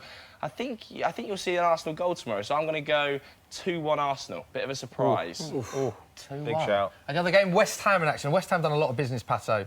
Can you see them doing anything this season? I think West Ham will be pretty good this season. Actually, when I look at the teams outside of the top six, who I think will have a good year, I think that West Ham are an interesting shout for potentially 7th. They've got a really good manager in Pellegrini, good signings all around the squad. The question is whether they have enough in defensive midfield to cover them, because really they're going to have to rely on Obiang there, and I'm not sure how good he actually is. The attack is now great. Arnautovic, Hernandez, Lanzini when he eventually comes back. They've got Wilshere in that deeper role, but most importantly, they've got Felipe Anderson. Felipe Anderson, I think, will be the best player outside the top six this season. He is a stunningly good player when he's fit. Last season, barely played in Italy and still got a goal or assist every pretty much 90 minutes that he played. That's unbelievable. And if he produces anything like that for them for West Ham, they'll have a very, very good year. OK, let's get a few predictions then. Susan, are we all thinking Man City for the league? Yeah, definitely. Man City. I'm saying Clinton, do you say Man City? Yeah, you're putting me on the spot here, but no, I don't. Is it? It's a Palace. Palace, go. I go Man City but I think Liverpool will run them really close. Really, really close. I do believe that. Man City. Yeah, definitely. I'll go. I find it hard to look past City. OK. Joe? Yeah, obviously Man City. Man City Golden Boot. Let's go through that. Who we think Golden Boot? I've spoken about on a few Football Daily shows in the past. I think Sunday Vibes a couple of times. I'm going to go for Sergio Aguero. I think Sergio Aguero is going to have a wicked season this year. Just something about him in pre-season, not pre-season, sorry, in the Community Shield, just looked like him of like 2013. Just so sharp. So I'll go Sergio Aguero. Pete, what are you saying? I think perhaps Harry Kane again. His goal-scoring record in the Premier League is unbelievable, and he's just a guy who, past August, he just knows how to score. Like, you give him the ball, you just expect him to score those chances. Same with Aguero, but I think Harry Kane will edge him by a couple of goals. Pato, what do you think? Yeah, I'd be inclined to take Aubameyang or Kane over Aguero just because Aguero often gets injured so much. If he stayed fit all season, then sure, but I think Kane and Aubameyang are probably more likely to play pretty much every game and score at a similar rate. So overall, on balance, I don't know, Kane does not look fit at the moment, but I still think they'll be really consistent, so I'll go Harry Kane.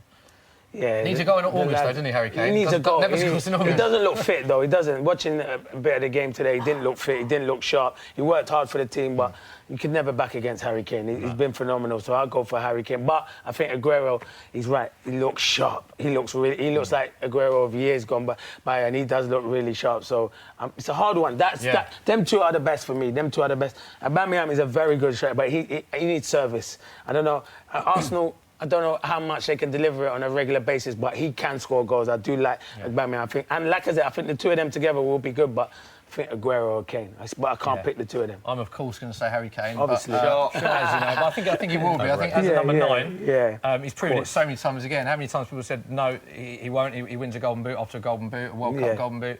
I think Aguero is a better all-round player. Technically, if you watch him training, I think Aguero would be the best striker you'd see in training in terms of his all-round game. How he reads the game as well. Aguero is phenomenal. But I think goal-scoring, out-and-out goal-scorer, there's no one better than Harry Kane. And he does need to get fully fit, I agree with that. But I think he will win the Golden Boot. Interestingly, that none of us said Mo Salah.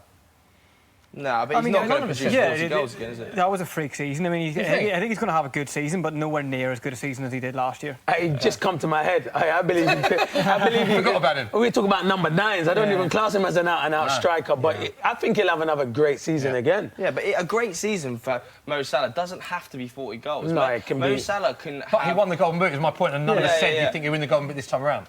Well, I'd be surprised. I think they'll share it at Liverpool a lot. I think they'll share it around. I think what you might see is that 21, Sadio 22. Mane or Roberto Firmino's output increase because teams are going to go, right, we've got to shut Mo Salah down, which gives the extra 5 yards for Sadio Mane or Bobby Firmino. Definitely. And I think you probably see Sadio Mane get probably 5 to 10 more goals than he got last season because of it.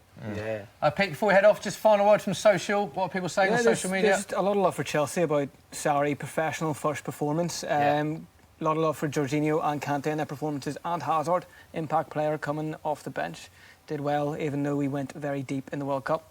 Yeah, worth pointing out Chelsea as well. Kante as well, played every game, played another brilliant Phenomenal. game. Has a lot of the World Cup players over the weekend featured actually for Spurs, United, Chelsea. I was surprised at how many of the World Cup players featured. That is all we have time for. Thank you very much for joining us on the Football Social with Sky. But we'll be back, of course, next week. Big thanks to Clinton Morrison. Thanks, mate. Did you enjoy for having me. Yeah, I loved it. Funny, the best ever. Great. I don't know if that's sarcasm or not. No, it was unreal. Did you enjoy it as much as Clinton Morrison enjoyed it? Yeah, wasn't too bad. I thought he was good. I thought Joe was good. Norman was okay. You were fine. Thank you very much. I love all of you. I think you were all great. I love all of you. I'll be back if I'm welcome back. Good man. Big thanks to Joe as well and to Pete as well. Don't forget to join us next week. We'll be live every Saturday for the rest of the season with the Football Social with Sky. Thanks for joining us. Have a good weekend. Bye-bye.